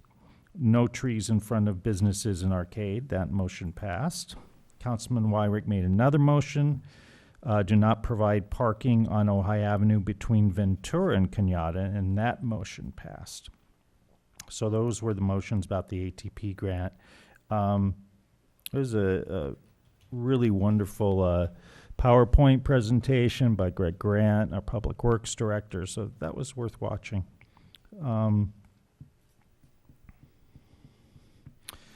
Another interesting point, and it'll just be my last one, is the city manager, Steve McClary. He talked about that the city was not successful in its appeal to stop the Bentley oil drilling, though encouraged the city work with traffic control. Councilman Wyrick wants the city attorney to be empowered per mayor's authorization, that a conversation take place with the attorneys from CFROG regarding the county's vote regarding the Bentley vote. He wants the council to be briefed about the legal CEQA ramifications. And then City Attorney Summers said there's value in a closed council session about filing a complaint on the Ventura Board of Supervisors, vote on February 5th. So those were the highlights for me anyway. Thank you. And there are no other reports to be given at this point. There will be some more at our February 20th meeting. And I think that's the end of the agenda. Is that right? Yes, right. We've run out of tabs. We're now to our city council liaison, Mr. Wyrick. Commissioner Powers, you're so kind about characterizing multi-hour council meeting. Yes, we have had the closed session. We have had a lot more information provided to us on the issue with the rejected appeal, and there's I think it's fair to say a lot of spirited ongoing discussion. Correct. Fair enough to say about all we can say on that right now. A lot of interesting issues is all I can say. Real quick, if you're looking at, you want a quick and dirty way of thinking about where the property line is along a street, look on the other side of the telephone poles. Quick and dirty. Not always exact. The telephone poles are, the telephone and power poles, the wooden poles, those are not on property generally. Very exceptionally if they're on the property. So if you're driving through the Arbolada and you want to know what the size of the right-of-way is, the width compared to the street, look just on the other side of the telephone poles. Just a quick and dirty in terms of giving you a general sense of where the width of the right-of-way.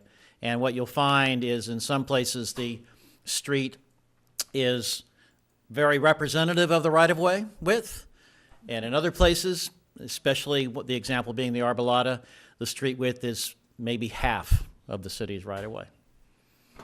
So, and in terms of one of the issues I have, getting back to fences and hedges and walls, is, for example, if you drive through the Arbolada, there's places where people have recently, within the last few months or weeks, planted little wire fences with hedges right on the side of the asphalt, which is well within the city right-of-way, and making it harder for people to walk. A lot of people walk a little bit sometimes on the other side of those rocks. So we have right now people, without being cited, impinging on pedestrians inside city right-of-way, and the encroachment continues. And if you just drive around, you will see it, you know, and that bothers me personally. On the Commissioner Krubin, you'll be happy to hear that I had provided a multi-page analysis of some needed changes in our fee structure. Had a consultation. I was very happy to see staff being very responsive to that in terms of getting involved with the consultant. We had a telephone conference call, and there will be some recommended changes coming to achieve greater clarity, transparency, and accountability on both sides of the transaction with respect to fees and assessments for things like processing discretionary permits. So I think we're going to be making some changes there. I hope that my fellow council people will go along. I'm not sure how it'll be handled in terms of coming to Planning Commission when that's introduced, but I believe it's going to be open as a discussion item on the 22nd meeting, or the 26th or something, whatever the second meeting in February is. I think it's actually on the next meeting. Not this coming Tuesday. The February 12th meeting. Oh, it's going to be this coming Tuesday. Okay, so And if approved by council, then that's it. It doesn't have to come back to planning. So anyway, what I'm trying to say is that I know this has been an issue, but so we're really, there's a change in the structure that is going to be coming for consideration that I hope will be an improvement. All right. And then we are, I assume you did notice that we did pass a policy with respect to invasive species in the city right-of-way. And that's an interesting, I think, move for us to make. It also opens us up to be able to make eligible for some grant applications by having that policy in place. And I'm trying to find out exactly where the city limits are in certain places, like along San Antonio Creek between Country Club and Hermosa, where you notice where that's where San Antonio Creek comes over on the north side of Creek Road, which is also one of the worst arundo infestations that we have. And I'm trying to find out exactly where the city limits are. It might be in city limits. One of the worst Arundo infestations on San Antonio Creek, we might be able to take some action that has traditionally been thought of as not our doing. That's all county. But I'm waiting for the information in terms of exactly where our city limits are when you get down there on Creek Road. I don't know. And apparently the question hasn't been asked for a while, so it's being researched and we're going to find out. By the way, it'd be helpful to know where our city limits are for the Planning Commission and deliberations at times anyway. Let's see, the other thing that where this comes up on the hedges and walls at times is when we're processing building permits. They're supposed to be part of the building permit application process that's where we've seen some enforcement where, again, when the building permit is processed, that it's, you have to be in compliance when you go through the building permit process. And that's where that issue has come up. But anyway, I appreciate your deliberation on it, and I really appreciate that you're going to look at the Sargent-Town planning framework as a way of thinking about some of the entire issue, because frankly, that's why the council spent tens of thousands of dollars on taxpayer dollars to try to organize our thinking about neighborhoods and neighborhood character. And so I think it's important that that be part of the deliberations. So with that, if there's no questions, I'll be done. Thank you. Sir. And not seeing any appetite for further business, we'll declare the meeting adjourned at 9:05.